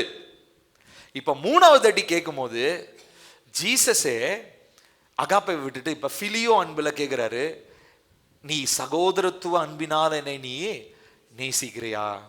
நான் சொல்றது புரியுதுங்களா? இந்த பின்னணியை நான் உங்களுக்கு சொல்றதுக்கான ஒரு முக்கியத்துவம் ஒன்று இருக்குது. ஏன்னா இவ்வளவு காரியங்களை சொல்லிட்டு 19வது வசனத்துல அவர் என்ன சொல்றாரு? அந்த வசனத்தை வாசிப்போம். யோவான் 21:19 எடுங்கப்பா, வேகமா எடுங்க. அதுல பேதுரு எப்படி அவர் கடைசி நாட்கள் இருக்க போறார் அப்படின்னு சொல்றாரு. இன்ன விதமான, வாசிப்போமா, இன்ன விதமான மரணத்தினாலே அவன் தேவனை மகிமைப்படுத்த போகிறான் என்பதை குறிக்கும்படியாக இப்படி சொன்னார். அவர் இதை சொல்லிய பின்பு அவனை நோக்கி என்னை பின்பற்றி வா என்றார். 18ஆம் வசனம் காமிங்கப்பா. 18ல வாசிக்கிறோம், சேர்ந்து வாசிக்கலாமா? நீ இளம் வயதுள்ளவனாய் இருந்த போது உன்னை நீயே அறை கட்டி கொண்டு உனக்கு இஷ்டமான இடங்களில் நடந்து திரிந்தாய். போதும், அப்படி நிறுத்துங்க. இப்போ பேதுரு உன்னுடைய அந்த 3 வருஷம் ஏசப்பா கூட இருந்தார் இல்லையா, அந்த டைமை பத்தி சொல்றாரு. உன் இஷ்டத்துக்கு நீ என்ன பண்ண? போன, வந்த, நீ எங்கெங்கெல்லாம் என்னென்னலாம் செய்யணுமோ எல்லாத்தையும் என்ன பண்ண? செஞ்ச. நல்லா கவனிக்கணும். இப்ப அடுத்த பாட்டு என்ன சொல்றாரு? நீ முதிர் வயதுள்ளவன் ஆகும் போது. அப்படின்னா என்ன அர்த்தம்? அதுல ஒரு புரிதல் நமக்கு இருக்கணும். என்னன்னா, பேதுரு நல்ல வயசானவராதான் என்ன பண்ண போறாரு? சாக போறாரு. ஃபர்ஸ்ட் விஷயம். அடுத்ததா, உன் கைகளை நீட்டுவாய். இப்ப நல்லா கவனிக்கணும். நான் ஃபர்ஸ்ட் டைம் இதை படிக்கும் போது, அவர் வயசான காலத்துல யாரும் வேஷ்டி கூட கட்ட விட முடியாம எல்லாம் வேஷ்டி கட்டி விடுவாங்க போல, இப்படியே அவர் போவார் போல, பரிதாபமான வயசான தாத்தா மாதிரி பேதுரு சாவ போறாருன்னு நான் புரிந்து கொண்டேன்.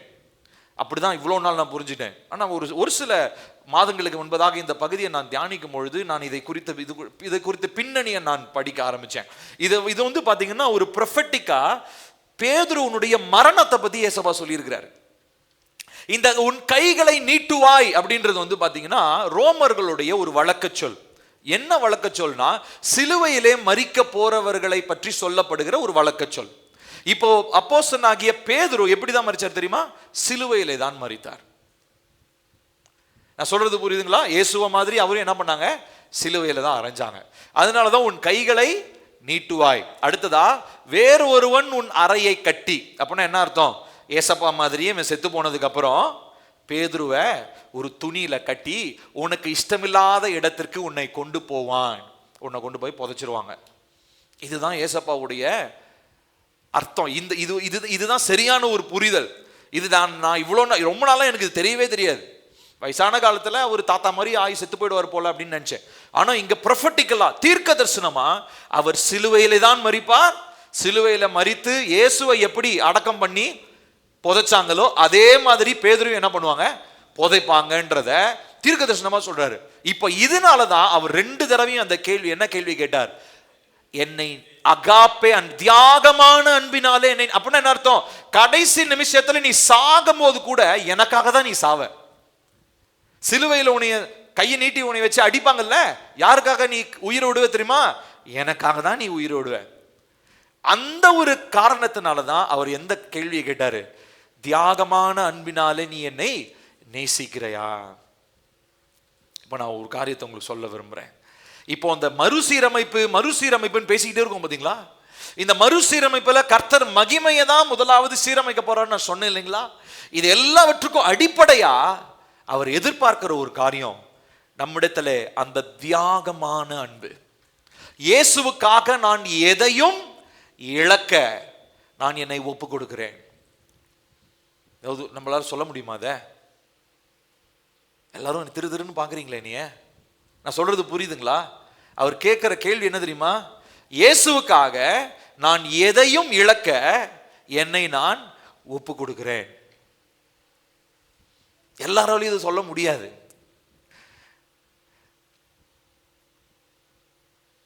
இது ரொம்ப ஆழமான ஒரு காரியம். நம்ம வார்த்தைக்கு நீங்க எல்லாரும் என் பின்னாடி சொல்லுங்க, இயேசுக்காக எல்லாரையும் ஒப்பு கொடுக்கிறேன், நீங்களும் 10 பேர் என்ன பண்ணுவீங்க என் பின்னாடியே? நல்லா கூட்டத்திலேயே ஆமா நம்ம சத்தம் போடலாம். ஆனா உண்மையா பேதுருவின் இடத்துல ஏசப்பா கேட்ட அந்த கேள்விய உங்ககிட்ட நான் கேட்கிறேன். நீங்க தியாகமான அன்பினால ஏசப்பாவை நேசிக்கிறீங்களா? என்ன தியாகம்? அவர் எதை வேணா விட சொல்லுவார். அவர் எதை வேணா உங்ககிட்ட இருக்கிறத ஒருத்தங்கிட்ட கொடுத்துருப்பா, அதை கொடுத்துட்டு நீ கிளம்பி வா அப்படின்னாருன்னா நீங்க அதை செய்வதற்கு ஆயத்தமா இருக்கிறீங்களா? இந்த தியாகம் உங்களிடத்துல இல்லைன்னா சீரமைப்பை நீங்க கனவு கூட கண்டாதீங்க. திரும்ப சொல்றேன், உங்களிடத்துல தியாக அன்பு இல்லை என்று சொன்னால் மறுசீரமைப்பு கனவாகவே போயிடும். நிஜத்துல மகிமையை பார்க்கவே முடியாது. ஏன்னா நீங்க ஒரு விஷயத்தை புரிஞ்சுக்கணும். ஏசப்பா என்னை விட்டு கொடுன்னு சொல்றாரு பாத்தீங்களா, இதை தியாகமா விட்டு கொடுன்னு சொல்றாரு பாத்தீங்களா. அப்ப அவர் சொல்றாருன்னா அதனுடைய பின்னணி என்ன தெரியுங்களா? அதை விட மகிமையான ஒரு காரியத்தை அவர் எனக்காக வைத்திருக்கிறார் அப்படின்னா தான் என்ன ஒரு காரியத்தை விட சொல்லுவாரு. நான் சொல்றது புரியுதா? தியாகமா ஒரு காரியத்தை செய்ய அப்படின்னா உங்களை வருத்தப்படுத்தி உங்களை மன நோகடிச்சு உங்களுக்கு இஷ்டமானதை தூக்கி அப்படியே மன வருந்தி அப்படியே கஷ்டப்பட்டு செய்யணுன்றதுக்காக இல்ல. எந்த புரிதலோட செய்யணும் தெரியுங்களா? நான் ஒரு காரியத்தை இயேசுவுக்காக தியாகமா செய்யறேன்னா அதை விட மகிமையான ஒரு காரியத்தை கர்த்தர் எனக்காக சீரமைப்பிலே திரும்ப தரப்போகிறார்.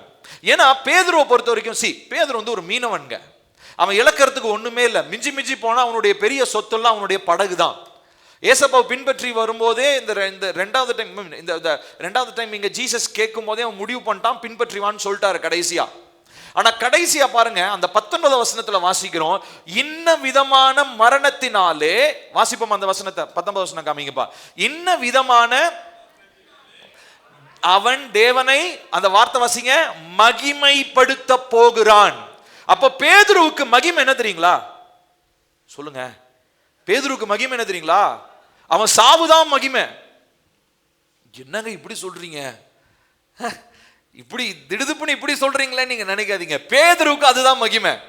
ஏன்னா அவனுக்கு இருந்த பெரிய காரியம் அவனுடைய படகா தான் இருந்திருக்கும். அதையும் விட்டுட்டான். அந்த மீன் பிடிக்கிற தொழிலையும் விட்டுட்டான். தியாகமா தன்னுடைய வாழ்க்கையை ஒப்பு கொடுத்தான். சீரமைக்கும் பொழுது, மகிமை அவர் திரும்ப வர செய்யும் பொழுது அவர் செய்கிற ஒரு காரியம், அவர் பேதுருவனுடைய மரணத்தினாலே அவர் மகிமைப்பட்டார். ஹல்லேலூயா. அப்போ தேவ பிள்ளையினுடைய இருதயத்தில் என்ன தெரியுங்களா இருக்கணும்? தேவனுடைய மகிமை என் வாழ்க்கையில எல்லா பகுதியிலும் வெளிப்படணும். நீங்க படிக்கிற படிப்பா, சின்ன பிள்ளைங்க, காலேஜ் படிக்கிற பிள்ளைங்க, ஸ்கூல் பிள்ளைங்க, உங்க படிப்பா இருக்கட்டும், வாலிப வயதில் இருக்கிறதான திருமண வயதில் இருக்கிற பிள்ளைகளா இருக்கட்டும், உங்க திருமண காரியமா இருக்கட்டும், வேலை செய்கிறதான கணவன்மார்களோ, வீட்டில் இருக்கிறதான மனைவிமார்களோ, ஊழியம் செய்கிறதான ஊழியக்காரர்களோ, நம்ம யாரா இருந்தாலும் அல்டிமேட்டா நம்ம ஒரு காரியத்திற்காக தான் வாழ்ந்துட்டு இருக்கிறோம். எதுக்காக தெரியுங்களா? தேவனுடைய மகிமையை வெளிப்படுத்தும்படியாக தான் நம்ம வாழணும். இப்ப இந்த விஷயத்துல தான் பேதுருவை ரெஸ்டோர் பண்ண விரும்புறாரு ஏசப்பா. நான் சொல்றது புரியுதுங்களா? இப்ப அவர் ரெஸ்டோர் பண்றது இருதயத்திலிருந்து ஆரம்பித்தாலும், அந்த இருதயத்திலிருந்து ஆரம்பித்தது ரொம்ப தியாகமானது. அதனுடைய முழுமை கர்த்தருடைய மகிமையின் ஒட்டு மொத்தத்தை பார்க்கும்போது தான் நமக்கு புரியும். ஒருவேளை இந்த டைம்ல நமக்கு புரியாது. ஒருவேளை இப்போ என் வாழ்க்கையை எடுத்துக்கோங்க. என் வாழ்க்கையில அநேக கேள்விகள் எனக்கு இருக்கலாம். எனக்கு என்ன, ஏன் இந்த ஜபத்துக்கு இன்னும் பதில் வரலன்னு சொல்லி நான் கேட்கிற ஜபங்களும் கேட்கிற கேள்விகளும் நிறைய உண்டு. ஆனா கர்த்தர் என்னுடைய வாழ்க்கை எப்படி தெரியுங்களா பார்க்கிறாரு? நல்லா கவனிக்கணும் எல்லாரும் பாருங்க. அவர் என்னுடைய வாழ்க்கையின் ஒட்டுமொத்த மகிமையினுடைய கண்ணோட்டத்தில் என்ன பார்க்கிறாரு. பில்லி என்னுடைய லைஃப்ல ஒட்டுமொத்தமா இப்ப நான் வாழ போறது ஒரு 80 வயசுன்னு வச்சுப்போம். 80 வயசுனுடைய முடிவில் என்னிடத்திலிருந்து வெளிப்பட போகிற மகிமை தான் கர்த்தருடைய கண்ணோட்டம், கர்த்தருடைய பெர்ஸ்பெக்டிவ். அதுதான் இப்ப நான் என்ன பண்றேன், 40 வயசுலயே இருந்துகிட்டு ஒரு 35 வயசு 40 வயசுலயே வந்து ஐயோ இன்னும் ஆண்டவரே எனக்கு எந்த அற்புதமும் நடக்கலையே, அதுவும் நடக்கலையே, இது நடக்கலையேன்னு நான் கேள்வி கேட்கிறேன். காரணம், நான் புரியல, எனக்கு அது புரிதல் இல்லை. என்ன தெரியுங்களா? தேவனுடைய பார்வையில அவர் மகிமையின் முழுமையை எனக்குள்ளாக உண்டாக்கி கொண்டே இருக்கிறார். நான் தேவனுடைய சமூகத்துல பேதுரு மாதிரி அவர் என்கிட்ட கேள்வி கேட்டு நான் அவரை நேசிக்க ஆரம்பிக்கும் போது, he is transforming my life. என்னுடைய வாழ்க்கையை அவர் உருவாக்கி மகிமை நிறைந்த ஒரு பூரணமான ஒரு வாழ்க்கையாக என்னுடைய வாழ்க்கையின் கடைசி நாள்ல என்னுடைய ஒருவேளை என்னுடைய மரணமோ கர்த்தருடைய வருகையோ எது வரப்போகுதுன்னு எனக்கு தெரியல. ஆனா அது வரைக்கும் கர்த்தர் என்ன பண்றாருங்க, தியாகமான அன்பினாலே, நான் அவரை நேசிப்பதனாலே என்னை அவர் என்ன பண்றாருங்க, என்னை உருவாக்குகிறார். மகிமை, முழுமையான மகிமை அப்போ வெளிப்படுது. இப்போ நம்ம பார்க்க போறோம், மகிமை இல்லைன்னு நான் சொல்லல. சீக்கிரத்துல மகிமை அற்புதமாக வெளிப்பட போது, அதிசயங்களாக நடக்க போது. ஆனா இது எதுவுமே முழுமையான மகிமைக்கு நிகரானது அல்ல. இப்ப உதாரணத்துக்கு நீங்க ஒரு திருமண தடை நீங்கும்படி குடும்பத்துல ஜெபிக்கிறோம். திருமண காரியங்களை கர்த்தர் அடுத்த வருஷம் நடத்தின உடனே அபாடா மகிமை வெளிப்பட்டுருச்சுன்னு திருப்தி அடையாதீங்க. அது மகிமையினுடைய ஒரு பகுதி தான், ஒரு சின்ன பார்ட்டு தான். பொருளாதார தடை நீங்கணும்னு நீங்க ஜெபம் பண்ணலாம். ஒருவேளை கர்த்தர் நிச்சயமா வர்ற வருஷத்து நிச்சயமா செய்வாரு. ஆனா அது உங்களுடைய மகிமையினுடைய பூரணம் அல்ல. அது வெறும் பகுதி தான். ஆனா உங்க மகிமையினுடைய பூரணம் உங்கள் வாழ்க்கையில ஒட்டுமொத்தமா, உங்களுடைய லைஃப்ல, உங்க வாழ்நாள் முழுவதும், ஒவ்வொரு நாளும், ஒவ்வொரு வருடமும், ஒவ்வொரு நாட்களிலும் கர்த்தர் உங்களை நடத்தி வந்த பாதையிலே அவர் வெளிப்படுத்துகிற அந்த மகிமை இருக்கு இல்லைங்களா?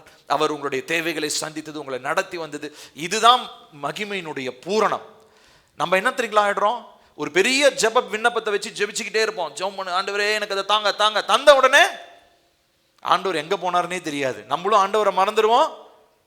ஆமா, ஆலயத்தை மறந்துடுவோம், சபை கூடுகையை மறந்துடுவோம், ஊழியத்தை மறந்துடுவோம், எல்லாத்தையும் மறந்துடுவோம்.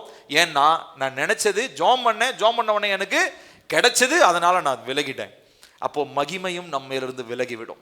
அப்போ புரியுதுங்களா? நம்ம மேல ஏன் இன்னும் மகிமை தங்கலைன்னா, நம்ம எல்லாம் சின்ன சின்ன காரியத்திற்காக, அற்பமான காரியங்களுக்காக ஜெபித்து ஜெபித்து அதில் நிறைவடைந்து பெரிதான மகிமையை நம்ம இழந்து கொண்டிருக்கிறோம். பெரிதான மகிமை என்பது என் வாழ்க்கையினுடைய கடைசி நாளில் தான் நடக்கும். நம்ம என்ன நினைச்சுக்கிறோம் தெரியுங்களா? உலக மக்கள் மாதிரி நம்மளும் யோசிக்கிறோம். அந்த நாளை எவங்க பார்க்குறான், அந்த நாள் வந்தா என்ன, வராட்டி எனக்கு என்ன, இப்போ இருக்கிற பிரச்சனைக்கு ஒரு தீர்வை சொல்லுங்க. இதுதாங்க உலகத்தினுடைய போக்கு, உலகத்தினுடைய சிந்தை இதுதான். தேவ பிள்ளைகள் இப்போ இருக்கிற டெம்பரரி காரியத்திற்காக சொல்யூஷன் தேடுறவங்க அல்ல, நம் நிரந்தரமான ஒரு மகிமைக்காக பிரயாசப்படுகிறவர்கள். நான் சொல்றது புரியுதுங்களா உங்களுக்கு? அதனாலதான் நம்ம கொரிந்தியர் நிருபத்திலும் அப்போஸ்தலனாகிய பவுல் சொல்றாரு, நம்ம அவரை தரிசித்து மகிமையின் மேல் மகிமை அடைகிறோம். இது சின்ன சின்ன பாட்டாக தான் வருது.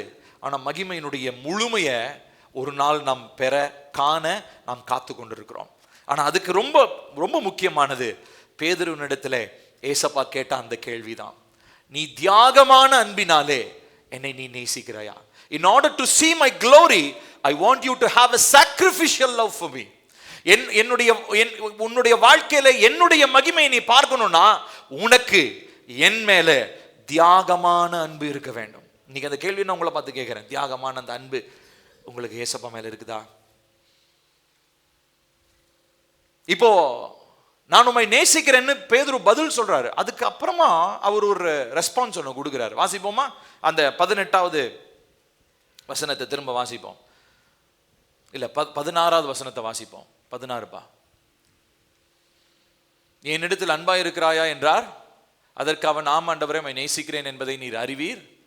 அதுக்கு ஏசப்பா என்ன பதில் சொல்றாரு? அவர் சொல்லுங்க, என்ன சொல்றாரு? என் ஆடுகளை மேய்ப்பாயாக. அடுத்து 2வது டைம் என்ன பதில் சொல்றாரு? அதே மாதிரி கடைசி லைன் பாருங்க, என் ஆடுகளை மேய்ப்பாயாக. அடுத்ததா 3 தடவை என்னதான் சொல்றாரு? என் ஆடுகளை மேய்ப்பாயாக, ஆடுகளை மேய்ப்பாயாக, ஆடுகளை மேய்ப்பாயாக. ஆக்சுவலி இது சரியான மொழியாக்கத்திலே முதலாவது என் ஆட்டுக்குட்டிகளை மேய்ப்பாயாகன்னு இருக்கும். அப்படின்னா நான் ஃபீட் மை லேம்ப். லேம்ப்னா என்ன அர்த்தம்?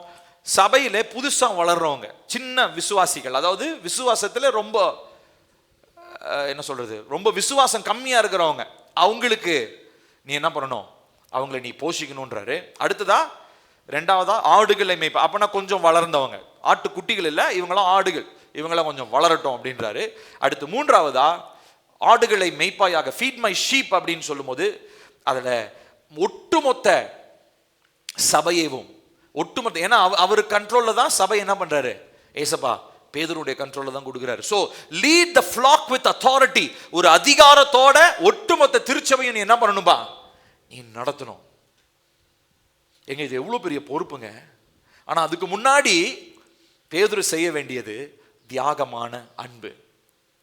நான் சொல்றது உங்களுக்கு புரியுதா? எல்லாரும் நீ பாருங்களேன், எல்லாரும் நீ பாருங்க. தியாகமான அன்பு இல்லாம அதிகாரம் உள்ள ஒரு ஆளுமை வரவே முடியாது. நான் திரும்ப சொல்றேன், தியாகமான அன்பு இல்லாம அதிகாரமுள்ள ஆளுமை பேதுருனுடைய கைக்கு வந்திருக்க வாய்ப்பே கிடையாது. பேதுரு 3வது தட்டி ரொம்ப, ஆம் ஆண்டவரை நேசிக்கிறேன் நேசிக்கிறேன்னு சொல்லிட்டு 3வது தட்டி என்ன பதில் சொல்றது தெரியுமா? ஆண்டவரே உமக்கே தெரியும் எனக்கு. அதாவது நான் ஏற்கனவே ஓவரா பேசி நோஸ் கட் வாங்கிட்டேன். உங்களை மறுதளிக்க மாட்டேன்னு சொல்லி என்ன பண்ணிட்டேன்? மறுதளிச்சிட்டேன். இப்ப 3வது தட்டி கேள்வி கேட்ட உடனே இப்போ பேதுருக்கு இப்போ தெரிஞ்சு போச்சு, நம்ம இப்போ அவசரப்பட்டு ஏதாவது வார்த்தையை விட்டுட்டோம்னா திரும்ப உட்காந்து நோஸ் கட் ஆகி உட்காந்துட்டு இருக்கணும். அதனால இப்ப என்ன சொல்றாரு? ஃபைனலா அவர் ரொம்ப யோசிச்சு ஒரு பதில் சொல்றாரு, ஆண்டவரே உமக்கே அது தெரியும், நான் உங்களை நேசிக்கிறேனா நேசிக்கலையான்னு உமக்கே அது தெரியும். இப்ப நான் சொல்றது உங்களுக்கு புரியுதுங்களா? பேதுருனுடைய வாழ்க்கையில இருந்த மேடை அதுதான். சாலமோனுடைய வாழ்க்கையில மேடை ஒன்று இருந்துச்சு. என்ன தெரியுங்களா? இச்சை. எங்க இருந்து வந்துச்சு? அவங்க அப்பா கிட்ட இருந்து வந்துச்சு, தாவீது கிட்ட இருந்து வந்துச்சு. அந்த இச்சையினாலதான் பல பெண்களை அவன் என்ன பண்றான்? திருமணம் பண்றான். அந்த திருமணம் பண்ணதுனாலதான் பல விக்கிரகங்களுக்கு மேடைகளை அவன் கட்டனா. அங்கிருந்து மேடை அப்படியே ராஜாக்களுக்கு வந்துச்சு. இது ஒரு சுபாவமாவே மாறிடுச்சு அவங்களுக்குள்ள. நேசிக்கிறாங்க, ஆனா மேடையை விட்டு கொடுக்க முடியல. மேடையில தூபம் காட்டுறாங்க. இப்போ புதிய ஏற்பாட்டிலையும் பேதுரு அதே தான். ஏசப்பாவை நேசிக்கிறாரு, ஆனா அந்த அவசரப்பட்டு அது அப்படி பதட்டத்தோட பதில் சொல்றத அவரால் நிப்பாட்டவே முடியல. அதுதான் அவருக்குள்ள இருந்த மேடை. இப்போ ஜீசஸோடைய கிரேஸ் அங்க வருது. ஆண்டவர் ஏசப்பாவுடைய கிருபை அப்படியே திரளா அங்க அந்த 3 கேள்வியை கேட்கும் போதே அப்படியே கிரேஸ், அன்லிமிட்டெட் கிரேஸ், அளவற்ற கிருபை பேதுரு மேல ஊற்றப்பட்டிருக்குன்னு நினைக்கிறேன். அதனாலதான் ஃபைனலா அவர் பதில் சொல்றாரு, ஆண்டவரே இப்ப பாருங்க அவருடைய நான் நினைக்கிறேன் ஸ்பிரிச்சுவலி என்ன ஆயிருக்கும் தெரியுமா? பேதுருவனுடைய மேடைகள்லாம் தகர்க்கப்பட்டுருச்சு. இப்போ பியோர், அவர்கிட்ட இருந்து பியோரஸ்ட் ஃபார்ம் ஆஃப் லவ் பேதுருவனுடைய இருதயத்திலிருந்து வந்தது என்ன தெரியுமா? ஆண்டவரே உமக்கே எல்லாம் தெரியும்னு பதில் சொன்னார் இல்லையா 3வது அடி. அப்ப அவருக்குள்ள இருந்து வந்தது இருக்கிறதுலயே சுத்தமான ஒரு தியாக அன்பு. அந்த அன்புனாலதான் சொல்றாரு, ஆண்டவரே உமக்கே தெரியும். ஏன்னா இப்போ பேதுருனுடைய வாழ்க்கை என்ன ஆயிடுச்சு? இதுக்கு முன்னாடி பேதுருனுடைய வாழ்க்கை வேற. ஆனா சிலுவைக்கு அப்புறம் ஏசப்பா அவனை சந்திச்சு நீ என்னை நேசிக்கிறாயான்னு கேட்ட கேள்விக்கு அப்புறம் his life was totally restored. அவனுடைய வாழ்க்கை முழுவதுமாக சீரமைக்கப்பட்டது. சீரமைக்கப்பட்டவன் அந்த கேள்விக்கு பதிலா என்ன சொல்றான்? என்னங்க சொல்றான்? உமக்கே தெரியும். you know everything. நான் உங்களுக்காக எப்படி இருப்பேன், எப்படி சகிப்பேன், சொன்னபடி இருந்தானோ அப்படிதான் இருந்தான். பேதுருனுடைய மரணம் இயேசுவை போலவே சிலுவையிலே அறையப்பட்டுதான் அவன் மரித்தான். ஏசப்பா எப்படி தீர்க்க தரிசனம் சொன்னாரோ அதே தீர்க்க தரிசனத்தின்படிதான் பேதுருனுடைய மரணமும் இருந்தது. அப்போ தேவன் நம்மளை எதற்காக சீரமைக்கிறார்? இப்போ இந்த காரியத்தை நம்ம சொல்றோம் இல்லைங்களா? இங்க நல்லா கவனிக்கணும். நான் ஏற்கனவே சொன்னதான் திரும்ப சொல்ல வரேன். கவனிங்க எல்லாரும், நீ பாருங்க. பேதுருனுடைய பர்சனல் லைஃபை மாத்திரம் ரெஸ்டோர் பண்ணல. ஏன்னா பேதுருனுடைய பர்சனல் லைஃப் ரெஸ்டோர் ஆயிடுச்சுன்னா சபையினுடைய ஒட்டுமொத்த அந்த வளர்ச்சி என்ன ஆகும்? ஏன்னா பேதுரு மேலதான் என்ன பண்ண போறாரு? அவரு சபையை கட்ட போறாரு. ஏன்னா அவருடைய முதல் பிரசங்கத்தில் எத்தனை பேர் ரட்சிக்கப்பட்டாங்க? 3000 பேர். அங்கதான் ஆரம்பிச்சது. அப்ப அங்க 3000 பேர்கிட்ட ஆரம்பிக்கணும்னா யாருகிட்ட அதை ஆரம்பிக்கணும்? பேதுரு கிட்ட ஆரம்பிக்கணும். இப்ப நான் சொல்றது புரியுதுங்களா? சோ தேவன் உங்களுடைய வாழ்க்கையில சீரமைக்கும் பொழுது தனிப்பட்ட விதத்துல சுயநலமா என் வாழ்க்கைக்கு இது நடக்கணும்ன்றதுக்காக மாத்திரம் இல்ல. there is a greater responsibility than your personal life. உங்க தனிப்பட்ட வாழ்க்கையில கர்த்தர் உங்களுக்கு சீரமைப்பை ஏற்படுத்துவதை காட்டிலும் பெரிதான ஒரு பொறுப்பு கர்த்தர் உங்களுக்கு வச்சிருக்கிறார். அதுக்கு தான் சீரமைப்பை தருவார். சுயநலமா எனக்கு என்ன தேவையோ அது கேட்ட உடனே கர்த்தர் கொடுத்துருவாரு நினைச்சிட்டு இருந்தோம்னா நாமளே ஏமாத்திட்டு இருக்கிறோம்னு அர்த்தம். நான் சொல்றது புரியுதாப்பா உங்களுக்கு? நான் சொல்றது புரியுதா? நான் ஜெபிக்கிற ஜபத்துக்கு கர்த்தர் பதில் தர்றதுதான் சீரமைப்புன்னு நினைச்சீங்கன்னா you are deceiving yourself. நீங்கள் உங்களை நீங்களே ஏமாற்றிக் கொள்ளுகிறீர்கள். சீரமைப்பு என்பது தனிப்பட்ட வாழ்க்கையில என் ஜபத்துக்கு பதில் தர்றது மாத்திரம் அல்ல. என்னை தேவன் பெரிதான காரியத்திற்கு பொறுப்புள்ளவனாக கர்த்தர் என்னை மாற்ற விரும்புகிறார். அதற்காக தான் சீரமைப்பு. ஏன்னா பேதுருனுடைய வாழ்க்கை எதற்காக அவர் சீரமைக்கிறாரு? அவன் ஜாலியா அப்படியே ஏசப்பான்னு சும்மா அவன் மட்டும் தனியா சுத்தி திரியறதுக்கா இல்ல. அவன் மூலமா சபை ஸ்தாபிக்கப்பட போகுது. அவனுடைய முதல் பிரசங்கத்துல 3000 பேர் ரட்சிக்கப்பட போகிறார்கள்.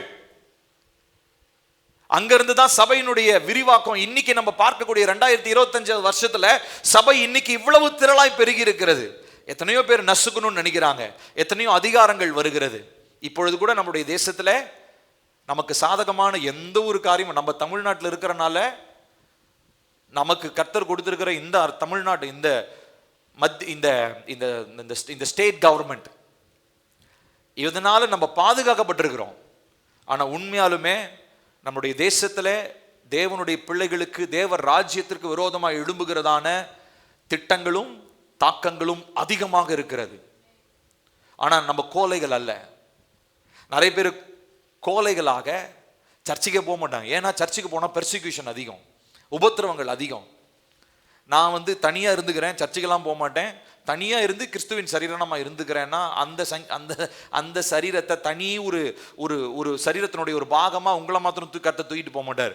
ஒட்டுமொத்த சரீரத்தின் அவயவமாக இசைந்து இருக்கக்கூடிய ஒரே சரீரத்தை தான் கர்த்தர் அழைக்க வருகிறார். இப்போ அவருடைய மகிமை நம்முடைய தேசத்தில் வெளிப்படணும்னா தனிப்பட்ட வாழ்க்கையில் நம்மளை அவர் ரெஸ்டோர் பண்ண வேண்டியது அவசியம். தனிப்பட்ட வாழ்க்கையில், குடும்பத்தில் கர்த்தருடைய மகிமை வெளிப்பட ஆரம்பிக்கும் பொழுது அது ஒட்டு மொத்தமாக நம்முடைய தேசத்தில் தேவனுடைய மகிமைக்கு ஒரு வாசலை அது திறந்து கொடுக்கும். ஹல்லேலூயா. அப்போ நம்ம எல்லாருடைய வாழ்க்கையிலுமே பிரியமானவர்களே, நம்ம இந்த மகிமைக்காக, தேவ மகிமைக்காக கர்த்தர் என்னை சீரமைக்கும்படியாக, அக்கினியினால் அவர் என்னை புடமிட்டு சீரமைக்கும்படியாக நாம் ஒப்பு கொடுக்க வேண்டியது அவசியமாக இருக்கிறது. அடுத்ததாக நாம் வாசிக்கிறோம், இவ்விதமாக பேதுருவை சீரமைத்த ஆண்டவராகிய இயேசு கிறிஸ்து அவன் எதிர்காலத்தில் என்ன செய்ய போறான்றதையும் சொல்லிட்டாரு. அவனுடைய மரணமும் எப்படி இருக்க போறன்றது என்ன பண்ணிட்டாரு பாத்தீங்களா? அப்ப ரெஸ்டோரேஷன்ல என்னென்னலாம் நடக்குது பாருங்க. ஃபர்ஸ்ட் தியாகமான அன்பை ஊற்றுகிறார் நமக்குள்ள. அடுத்ததா அவர் அந்த ஊழியத்தை செய்ய போறாரு இல்லையா, அப்போஸ்தல ஊழியம், அந்த ஊழியத்தை எப்படி செய்ய போறாருன்றதையும் சொல்லிட்டாரு. மூணாவதா அவருடைய மரணம் வரைக்கும், அவருடைய எப்படிப்பட்ட மரணம்ன்றதையும் தீர்க்கதரிசனமா சொல்லிட்டாரு. ரெஸ்டோரேஷன்ல இப்ப இதுக்கு மேல நமக்கு என்னங்க வேணும்? உங்களுக்கு மரணம் நேரிடுகிற நாள் வரைக்கும் உங்க வாழ்க்கையில உங்களுக்கு எல்லாமே வெட்ட வெளிச்சமா இருந்தா உங்களுக்கு எவ்வளவு கான்பிடண்டா இருப்பீங்க சொல்லுங்களேன். சொல்லுங்க, கான்பிடண்டா இருப்பீங்களா இல்லையா? செம்ம கான்பிடண்டா இருப்போம் நம்ம.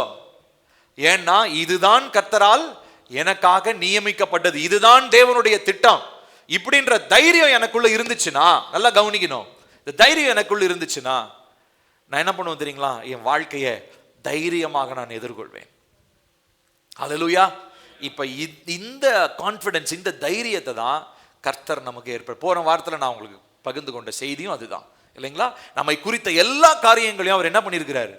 தன்னுடைய புத்தகத்திலே அவர் எழுதி திட்டம் பண்ணி வைத்திருக்கிறார். எதுவுமே எதேர்ச்சையாக நம்முடைய வாழ்க்கையில நடப்பது அல்ல. அவருடைய தீர்மானத்தின்படிதான் எல்லாம் நடக்குது. இந்த தைரியம் நமக்கு வேணும். இந்த தைரியம் இருந்துச்சுன்னா இப்போ அந்த ரெஸ்டோரேஷன், அந்த சீரமைப்புல கர்த்தாவே உங்க மகிமையிலே நீங்க என்ன பண்ணுங்க, என் வாழ்க்கையில சீரமைச்சிருங்க. வெறும் சின்ன சின்ன பகுதியை பார்த்து திருப்தி அடைகிறவங்களாம் நம்ம இருக்கக்கூடாது. ஏன்னா பெரிதான ஒரு மகிமைக்காக, பெரிதான ஒரு மகிமையை பெற நாம் காத்து கொண்டு இருக்கிறோம் தேவ பிள்ளைகளே. நம்ம எல்லாருமே இந்த நாளில் அதற்காக தான் நம்ம தேவனை நோக்கி நம்ம பார்க்கிறோம். சரிங்களா? நம்ம எல்லாரும் எழுந்து நிற்க போகிறோம். பேதுருவினுடைய ஒரு ஒரு சின்ன, அவனுடைய வாழ்க்கையினுடைய ஒரு சின்ன பகுதியை தான் நம்ம தியானிச்சிருக்கிறோம். ஆனால் இந்த நாளில் கர்த்தருடைய ஆவியானவர் நம்மோடு கூட பேசி இருக்கிறார். பேதுரு மறுதலித்தது போல நீங்களும் நானும் ஒவ்வொரு நாளும் மறுதலித்து கொண்டுதான் இருக்கிறோம். ஆனால் ஒவ்வொரு நாளும் இயேசு நம்மை பார்த்து கேட்கிற கேள்வி, நீ என்னை மறுதலிச்ச எனக்கு தெரியும், நான் வேணாம் அப்படின்னு ஒரு பக்கம் ஒரு திசையில போன எனக்கு தெரியும், எனக்கு பிடிக்காத ஒரு வார்த்தையை நீ பேசின எனக்கு தெரியும். ஆனா மனம் கசந்து அழுது நான் ஒப்புரவாகும் போது, ஏசப்பா என்னை சீரமைக்கும்படி என்னை பார்த்து கேட்கிற கேள்வி, பில்லி நீ என்னை நேசிக்கிறியா? இந்த மாதிரி உங்க ஒவ்வொருத்தர் பேரையும் சொல்லி உங்களுக்குள்ள கொஞ்சம் அதை யோசனை பண்ணி பாருங்க. உங்க பேரை சொல்லி, நீ என்னை நேசிக்கிறியா? இந்த கேள்விதான் ஏசப்பா உங்க ஒவ்வொருத்தட்டையும் கேட்கிறார். இந்த சீரமைப்பு இருதயத்திலிருந்து தான் ஆரம்பிக்கிறது. இருதயத்தின் காயங்கள் சீரமைக்கப்படாமல் வாழ்க்கையில் சீரமைப்பு நடப்பது இல்லை. திரும்ப சொல்றேன், நல்லா தெளிவா சொல்றேன், நல்லா கவனிச்சுக்கோங்க. இருதயத்திலே சீரமைப்பு நடைபெறாமல் வாழ்க்கையில எந்த பகுதியிலும் சீரமைப்பை பார்க்க முடியாது. இருதயத்தில் காயங்கள் இருக்குமா இருந்தால் அதை ஆண்டவருடைய சமூகத்தில் ஒப்பு கொடுப்போம். கர்த்தாவே, என் இருதயத்தில் இருக்கிற காயங்கள், என் பாரங்கள், என் சுமைகள் இதெல்லாவற்றையும் மாற்றி என் இருதயத்தை ஃபர்ஸ்ட் ரெஸ்டோர் பண்ணுங்க, அதை சீரமைங்க. என் இருதயம் சீரமைக்கப்பட்டுச்சுன்னா மற்ற எல்லாமே தானா நடக்கும். அப்பா, வேற எதை பற்றியும் நான் ஏங்கி தவிக்க வேண்டிய அவசியம் இல்லை. ஏன்னா பேதுருடைய வாழ்க்கையில நான் நன்றாக அறிந்து கொண்டே, அவனுடைய வாழ்க்கையில அவ உங்களை மறுதலிச்சான்னு சொல்லி கூனி குறுகி போன ஒரு மனுஷனா உட்கார்ந்துகிட்டு இருந்தான். அவனை பார்த்து நீங்க கேட்ட கேள்வி, நீ என்ன நேசிக்கிறையான்னு சொல்லி. இன்னைக்கு அதன்படிதான் எங்க கிட்டயும் கேட்கிறீங்க, எங்களை பார்த்து கேட்கிறீங்க. அந்த சீரமைப்பு எங்களிடத்துல உண்டாகணும், உங்களுடைய பெரிதான மகிமை எங்களிடத்துல காணப்படணும்னு சொன்னா எங்களுடைய இருதயம் தான் எல்லாவற்றுக்கும் அடிப்படை. இதுல இருக்கிற காயங்கள், இதுல இருக்கிற ரணங்கள், இதுல இருக்கிறதான எல்லா காரியங்களையும் கர்த்தர் சுகமாக்கி பரிபூரணப்படுத்தி இதிலிருந்து மகிமையை வெளிப்படுத்த ஆரம்பிக்கிறீரப்பா. இதுதான் உம்முடைய திட்டம், அதை தான் நீர் எங்களுக்கு கற்றுத் தருகிறீர். இந்த நாளில் இந்த வார்த்தையினாலே நீர் எங்களோடு பேசினதற்காக ஸ்தோத்திரம் அப்பா. வெறுமனே தனிப்பட்ட வாழ்க்கையிலே ஏதோ எங்களுடைய ஜபங்களுக்கு பதில் வருவதற்காக நாங்கள் திருப்தி அடைந்து விடாமல் பெரிதான மகிமையை வாஞ்சிக்கிறவர்களாய் எங்களை கர்த்தர் மாற்றுங்க. Lord, help us to have a bigger perspective of your glory. உம்முடைய மகிமையினுடைய பெரிதான கண்ணோட்டம் எங்களுக்கு உண்டாகட்டும் அப்பா. அப்பா, நாங்க குறுகின பார்வையுடையவர்களாய் இருக்க கூடாது. நாங்கள் ஏதோ இந்த காரியம் எனக்கு நடந்தா போதும், உலகத்துல எல்லாரும் பிரச்சனைக்கு தீர்வுக்கு வர மாதிரி நானும் என் பிரச்சனைக்கு தீர்வுக்காக ஏசப்பாவின் இடத்துல நான் வரக்கூடாது. பிரச்சனை தீரும்படி மட்டுமே நான் ஏசப்பாவை தேடக்கூடாது. ஒரு பெரிதான காரியத்திற்காக நான் அழைக்கப்பட்டிருக்கிறேன், அதுவே என்னுடைய வாஞ்சை, அதுதான் தேவனுடைய மகிமையின் பூரணம் என்பதை நான் அறிந்து உங்க சமூகத்தில் நான் முழுமையாக ஒப்புக் கொடுக்க இப்பொழுது நான் வருகிறேன். நம்ம எல்லாரும் கண்களை மூடுவோம், தேவனை நோக்கி நாம் பார்க்க போகிறோம். உங்களுடைய இருதயத்தை தேவனுக்கு நேராக உயர்த்துங்கள், சத்தத்தை உயர்த்தி நீங்க கேளுங்க. ஏசப்பா, பேதுரு மாதிரி நான் உங்களை மறுதலிச்சிருக்கிறேன், மறுதலிச்சிட்டு நேத்து கூட நான் மறுதலிச்சிருக்கிறேன். நேற்று கூட நான் பேசின வார்த்தை உங்களுக்கு பிரியமில்லாத ஒரு வார்த்தையா இருந்திருக்குது. நேற்று கூட நான் போன இடம் உங்களுக்கு பிரியமில்லாத ஒரு இடமா இருந்திருக்குது. இந்த மாதிரி என்னென்னலாம் கர்த்தர் உங்களுக்கு உணர்த்துறாரோ, ஆவியானவர் உங்களுக்கு உணர்த்துறாரோ அதை சொல்லுங்க நீங்க. ஆமாப்பா, பேதுரு மாதிரி வாயில இல்ல, நான் செயல்லையே செஞ்சிட்டேன், உங்களை மறுதலிச்சிட்டேன். ஆனாலும் கிருபை என்னை தேடி வருதப்பா. இந்த கிருபை என்னை தேடி வந்து என்னை திரும்ப சீரமைக்க விரும்புகுதப்பா. அப்பா, நான் எந்த இடத்துல நான் காயப்பட்டு எந்த இடத்துல உங்களை மறுதலிச்சனோ அதே இடத்துல என்னை திரும்ப உயர்த்தும்படியாக, மகிமையை பார்க்கும்படியாக என்னை பார்த்து நீர் கேட்கிற கேள்வி பேதுருவினிடத்துல கேட்டது போலவே என்கிட்டயும் கேட்கிறீங்க, நான் உங்களை நேசிக்கிறேனா என்று சொல்லி. உண்மையா உங்களால சொல்ல முடியுமா பிரியமானவர்களே? வேடிக்கை பார்க்க வேண்டாம். சிறு பிள்ளைகள், பெரியவர்கள் எல்லாரும் கண்களை மூடுவோம். Just close your eyes. ஆண்டு இடத்துல நீங்க அமைதல்ல பேசுங்க, இல்ல சத்தமா வாயை திறந்து பேசுனாலும் சொல்லுங்க, ஏசப்பா, நான் உங்களை மறுதலிச்சேன், உங்க மகிமைக்கு தகுதி இல்லாதவனா போயிட்டேன். ஆனா மறுதலிச்ச பேதுருவை நீங்க திரும்ப எடுத்து நிறுத்தினது உண்மைன்னு சொல்லி சொன்னா என் வாழ்க்கைய நீங்க மகிமைக்காக திரும்ப எடுத்து கட்டுவது எவ்வளவு உண்மைப்பா. அந்த வசனத்தினால நீங்க இந்த நாள் என்னோடு பேசினதற்காக ஸ்தோத்திரம்ப்பா. அப்பா, எங்க வாழ்க்கையில அப்பா நீங்க பேதுருவை ரெஸ்டோர் பண்ணி அவனுடைய இருதயத்துல அந்த ரெஸ்டோரேஷன் ஆரம்பிச்சதுல இருந்து அவன் என்ன வேலை செய்ய போறான், அவனுடைய மரணம் எப்படி இருக்க போறது என்பது முதற்கொண்டு எல்லா காரியங்களையும் நீங்க அவனுக்கு திட்டவட்டமா அந்த சீரமைப்பிலே வெளிப்படுத்தினது போல எங்களுக்கும் நீங்க வெளிப்படுத்துங்க. நாங்க எதிர்காலத்துல நிச்சயம் இல்லாதவர்கள் அல்ல அப்பா. தேவ பிள்ளைகள் சீரமைப்பிலே பங்கு பெறுகிறவர்கள், கர்த்தருடைய மகிமைக்காக வாஞ்சிக்கிறவர்கள். அப்பா, we are not uncertain about our future. நாங்கள் எங்களுடைய எதிர்காலத்தை குறித்து நாங்கள் அப்பா கேள்விக்குறியோடு இருக்கிறவர்கள் அல்ல, நிச்சயத்தோடு வாழ்கிறவர்கள், தைரியத்தோடு காலங்களை நாங்கள் சந்திக்கிறவர்கள், தைரியத்தோடு நேரங்களையும் காலங்களையும் நாங்கள் சந்திக்கிறவர்கள். காரணம், கர்த்தருடைய மகிமை எங்கள் மேல் இருக்கும்படியாக எங்களை நாங்கள் ஒப்பு கொடுக்கிறோம் ராஜா. கேட்போமா? எல்லாரும் கேட்போம். ஏன்னா நான் முழுசுமா நான் ஒப்பு கொடுக்கிறேன்ப்பா. ஒப்பு கொடுக்கிறதுனா சும்மா அந்த வார்த்தை சாதாரணமான ஒரு வார்த்தையா போயிடுச்சு. ஒப்பு கொடுக்கிறேன்னா எல்லாரும் ஒப்பு கொடுக்கிறேன்னு சொல்லலாம். ஆனா உண்மையாக பேதுரு மாதிரி சொல்ல முடியுமா? தியாகமான அன்பினாலே என் இருதயத்தை உமக்கு நான் கொடுக்கிறேன். என்கிட்ட ஒரு காரியம் எனக்கு ரொம்ப பிடிச்சது, மனசுக்கு பிடிச்சது, ஆனா அதை செய்யாத, அதை வேணாம் அப்படின்னு சொன்னாருன்னா அதை நான் விடுறதுக்கு எனக்கு மனசு இருக்குதா?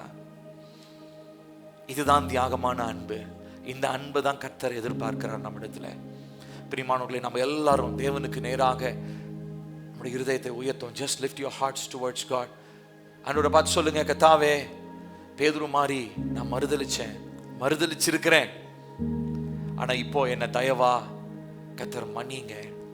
என்னை பார்த்து நீங்க இன்னமும் கிருபை இருக்கிறனால தான் என்ன இந்த கூட்டத்துல கூட்டி சேர்த்திருக்கிறீங்க. இந்த சர்ச்சுக்கு நான் இன்னைக்கு வந்ததுக்கான காரணம் என் மேல கிருபை இருக்கு. அந்த கிருபையினாலதான் இப்ப என்னை பார்த்து நீங்க கேட்கிறீங்க, நீ என்னை நேசிக்கிறியா? ஏன்னா அந்த நேசத்துலதான் உங்களுடைய மகிமையை நாங்க பார்க்கிறோம். உங்களுடைய நேசத்துலதான் அந்த மகிமையை பார்க்கிறோம். இப்ப அந்த நேசம் எங்க கிட்ட எதிர்பார்க்கிறீங்க? அந்த தியாகமான அன்பு நீங்க எதிர்பார்க்கிறீங்க. அந்த தியாகமான அன்புல தேவனுடைய மகிமைக்காக என்னுடைய வாழ்க்கையை நான் அர்ப்பணிக்கிறேன். பேதுருவை குறித்து தேவன் திட்டம் வைத்திருந்தது போல உங்கள் ஒவ்வொருவரையும் குறித்து திட்டம் வைத்திருக்கிறார். அதை நீங்க நினைச்சு பார்க்கிறத விட பெரிதான காரியம். நீங்க உங்களால உங்களுடைய கனவுல கூட நீங்க யோசிச்சிருக்க மாட்டீங்க. அப்படிப்பட்ட காரியம்தான் கர்த்தருடைய மகிமையின் திட்டம். ஆனால் இந்த உலகம் நமக்கு காண்பிப்பதோ அழிந்து போகக்கூடிய காரியங்களை தான் காண்பிக்குது. ஆகையினாலே உங்களுடைய கண்கள், உங்கள் பார்வை, உங்களுடைய நோக்கம் எல்லாவற்றையும் அழிவில்லாத தேவனுடைய மகிமையின் மேல வைத்துக் கொள்ளுங்க. Fix your eyes upon God's eternal glory. தேவனுடைய அழிவில்லாத மகிமையின் மேல் உங்களுடைய கண்களை பதிய வைத்துக் கொள்ளுங்கள். எல்லாரும் கண்களை மூடுவோம். ஏசப்பாவை நம்ம கண்ணு முன்னாடி நிறுத்திக்குவோம். பேதுரு அந்த சூழ்நிலையில் இருந்ததை நீங்க அப்படியே கொஞ்சம் கற்பனை பண்ணி பாருங்க. உங்களை பார்த்து ஏசப்பா அந்த கேள்வியை கேட்கிறாரு. இவர்கள் எல்லாவற்றை பார்க்கலாம், நீ என்னை நேசிக்கிறையா? வேற யாருகிட்டயும் அவர் கேட்கல. 11 சீஷர்கள் இருந்தாங்க. அதுல பேதுரு கிட்ட மாத்திரம்தான் இந்த கேள்வி கேட்கிறாரு. ஏன்னா மற்ற எல்லார காட்டிலும் பேதுரு இயேசுவின் மேல வைத்திருந்த அன்பு ஒரு எக்ஸ்ட்ராடினரி, அசாதாரணமான ஒரு அன்பு. அந்த அன்பினால மகிமையை வெளிப்படுத்தும்படி பேதுரு எதிர்பார்க்கிறார். நடந்தது அதுதான். பேதுரு செய்த ஊழியம் அப்போஸ்தலர் நடவடிக்கைகளில் வாசிக்கிறோம். அவருடைய மரணத்தை குறித்து வாசிக்கிறோம். பேதுருடைய நிருபத்தில் எப்படி படிக்காத ஒரு மனுஷனா இருந்தாலும் 1 பேதுரு 2 பேதுரு 2 நிருபங்களை வல்லமையான வார்த்தைகளாக நமக்கு எழுதி கொடுத்திருக்கிறார். அதிலே மகிமை வெளிப்படுகிறது. பேதுருடைய வாழ்க்கை மகிமையாக சீரமைக்கப்பட்டது. இப்படிதான் உங்களுடைய வாழ்க்கை, என் வாழ்க்கையை ஏசப்பா மாற்ற விரும்புகிறார். ஆனால் நாம் அழிந்து போகக்கூடிய அற்ப காரியங்களுக்காக தேவனிடத்துல முறையிட்டு கொண்டிருக்கிறோம். அந்த நிலையெல்லாம் மாற்றப்பட வேண்டும். இன்னைக்கு ஆண்டவர்கிட்ட நம்ம கேட்போம், ஆண்டவரே, அழிந்து போகிற காரியங்களுக்காக உங்ககிட்ட நான் முறையிடுகிறவனா, விண்ணப்பம் பண்ணுகிறவனா இல்லாம அழிவில்லாத மகிமைக்காக ஜெபிக்கிறவனா என்ன மாற்றுங்க.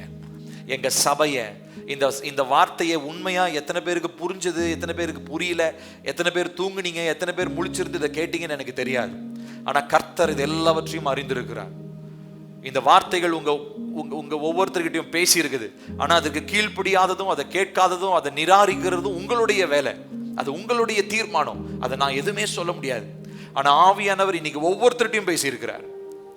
அற்ப காரியத்திற்காக சீரமைப்பு, மகிமை என்று தேடிக்கொண்டிருக்கிறேனா?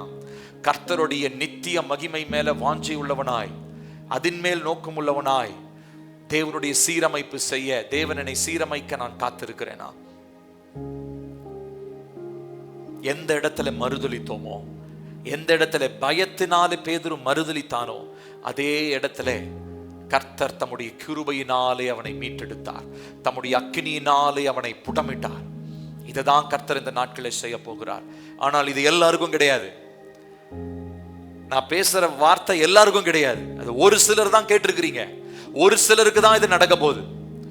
நம்ம என்னங்க எங்க சர்ச்சில் எல்லாருக்கும் நடக்கும், நீ என் வாழ்க்கையில நடக்கலன்னா நீங்க கேட்கலன்னு அர்த்தம். ஆகையினாலே தயவு செய்து இதனால இந்த வார்த்தையை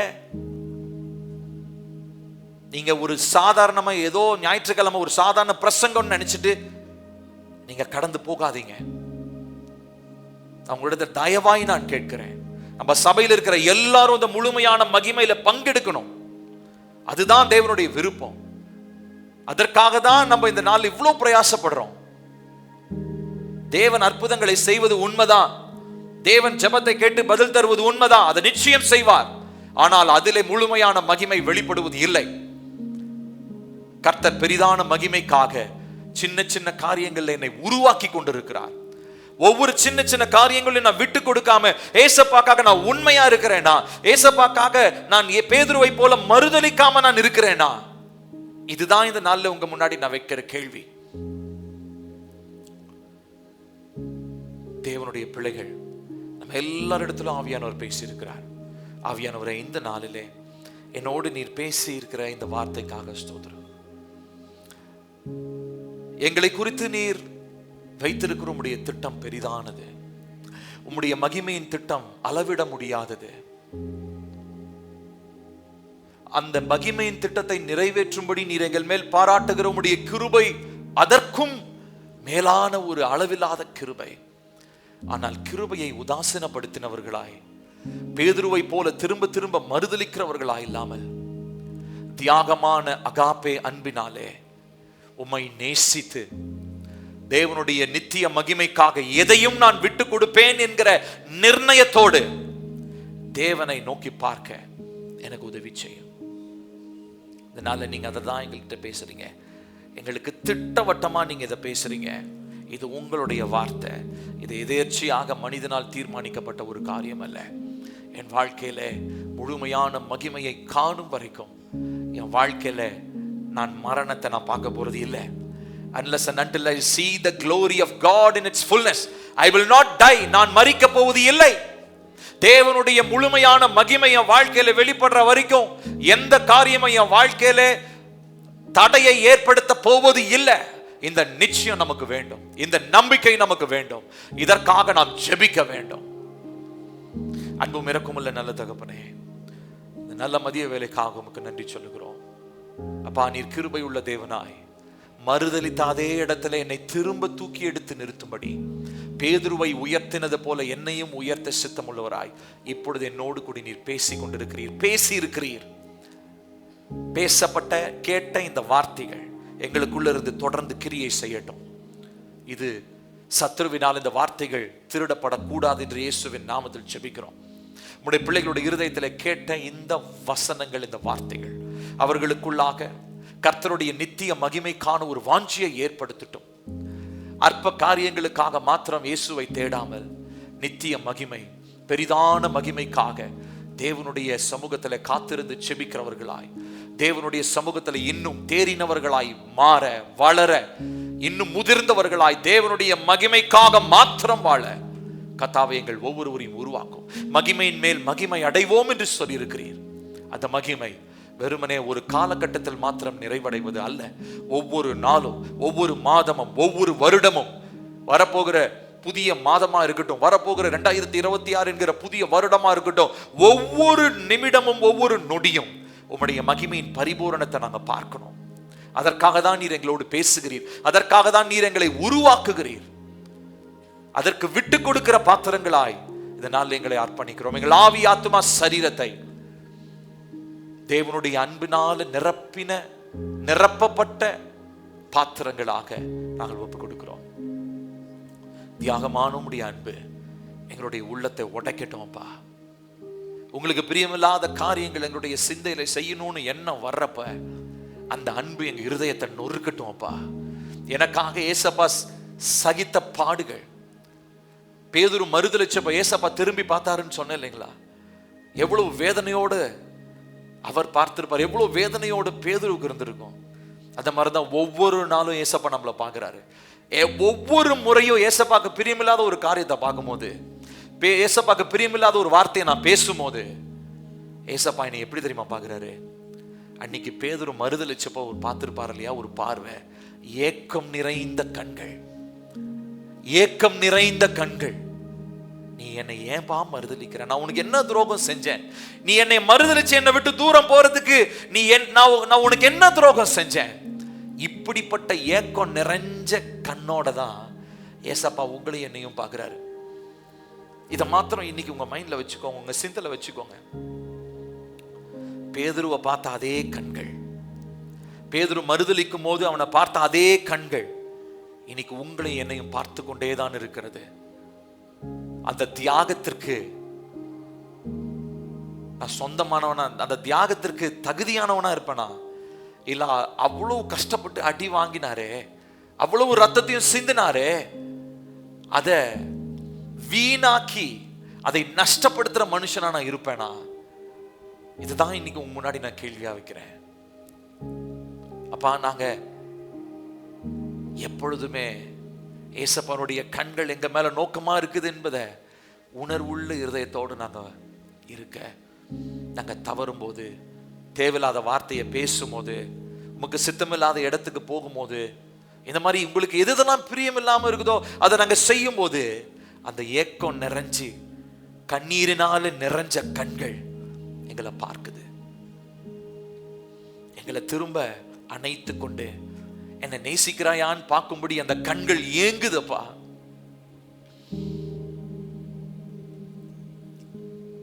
தேங்க்யூ ஜீசஸ். உன்னுடைய அன்பு எவ்வளவு மாறாததப்பா. ஏக்கம் நிறைந்த அந்த கண்கள், இந்த ஏக்கத்தோடு பார்க்கிற கண்ணை நான் திரும்ப ஏமாத்த மாட்டேன். பேதுரு மாதிரி ஒரு தீர்மானம் எடுக்க முடியுமா? ஏக்கத்தோடு பார்க்கிற அந்த கண்ணை, இந்த இயேசுவை, என் நேசரை, என்னுடைய மணவாளனை, என்னுடைய அப்பாவை, உங்களுக்கு என்னவா இருக்கிறாரோ அதெல்லாம் சொல்லி ஏக்கத்தோடு பார்க்கிற அவருடைய கண்களை நான் அழ வைக்க மாட்டேன். ஒவ்வொரு முறையும் பேதுரு மறுதலிச்ச மாதிரி நம்ம மறுதலிக்கும் போது அவர் அழுகிறார். அவர் அழுகிறார். அவருடைய கண்கள் குளமாகிறது. தெரியுமா உங்களுக்கு? நீங்க ஒவ்வொரு தாட்டியும், நம்ம ஒவ்வொருத்தரும் ஏசப்பாக்கு பிரியமில்லாத ஒரு காரியத்தை செய்யும் பொழுது அவருடைய கண்கள் அழுகிறது.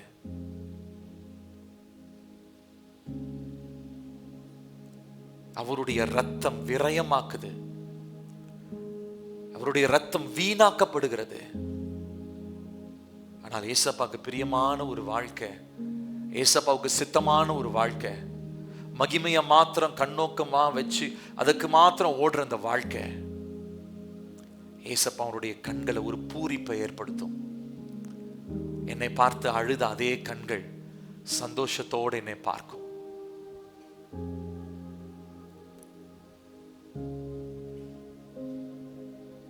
ஏசப்பா, நாங்க திரும்ப உங்களுடைய இருதயத்தை உடைக்காதபடிக்கு, செயலினாலே வார்த்தையினாலே என்னுடைய காரியங்களினாலே திரும்ப உங்களுடைய இருதயத்தை நாங்க உடைக்காதபடிக்கு உங்களுடைய கிருபை எங்களை காத்துக்கொள்ளட்டும்பா.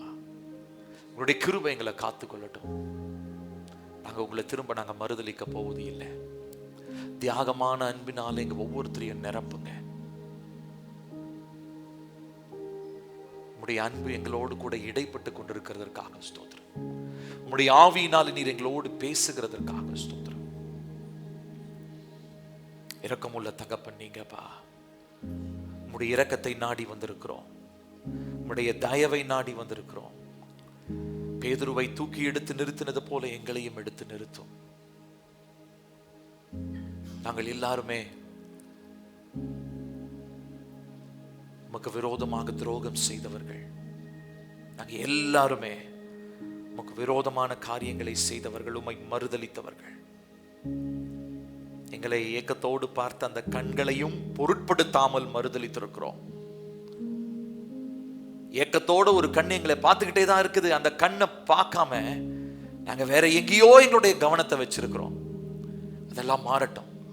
எங்க குடும்பத்துல, எங்க சபையில சிறு பிள்ளைகள், வாலிப பிள்ளைகள் யாராக இருந்தாலும் நாங்க ஒவ்வொருத்தரும் எங்களை ஏக்கத்தோடு பார்க்கிற ஏசப்பாவுடைய கண்களை எங்க கண்கள் முன்பதாக வைத்துக்கொண்டு அந்த அன்பினாலே நெருக்கி ஏவப்பட்டவர்களாய், கிறிஸ்துவின் அன்பு, அந்த தியாகமான அந்த அகாப்பே அன்பை எங்களுக்குள்ளாக இருந்து வெளிப்படுத்தும்படியாய் எங்களை முழுவதுமாய் அர்ப்பணிக்கிறோம். நீர் பேசின இந்த வார்த்தைக்காக ஸ்தோத்திரம். தொடர்ந்து இந்த வார்த்தைகள் கிரியை செய்யட்டும். பெரிதான மகிமையை மாத்திரம் எங்கள் கண்ணோட்டத்தில் வைத்ததற்காக வாழ உதவி செய்யும். சத்ருவின் திட்டங்கள் அழிக்கப்படட்டும். நாங்கள் தேவனுடைய சித்தத்தை விட்டு விலகச் செய்யும்படி எங்களுக்கு எதிராக சத்ருவினால் போடப்பட்டிருக்கிற திட்டங்கள், எங்களுடைய வாழ்க்கையை திசை திருப்பும்படி வருகிறதான கவன குறைவுகள், கவன சிதைவுகள், எல்லா டிஸ்ட்ராக்ஷன்ஸ் இயேசுவின் நாமத்தில் மாறுவதாக.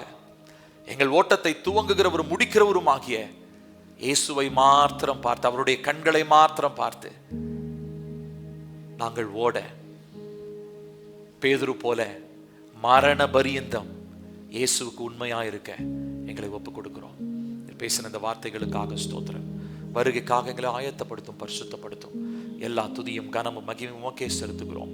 இயேசுவின் நாமத்தில் கேட்கிறோம் எங்கள் ஜீவனுள்ள நல்ல தகப்பனே, ஆமென். நம்முடைய கர்த்தராகிய இயேசு கிறிஸ்துவின் கிருபையும் பிதாவாகிய தேவனுடைய அன்பும் பரிசுத்த ஆவியானவருடைய காவலும் ஐக்கியமும் நம் அனைவரோடும் இன்றும் என்றும் சதா காலங்களில் நிலைத்திருப்பதாக. ஆமென். கர்த்தருக்கு ஸ்தோத்திரம்.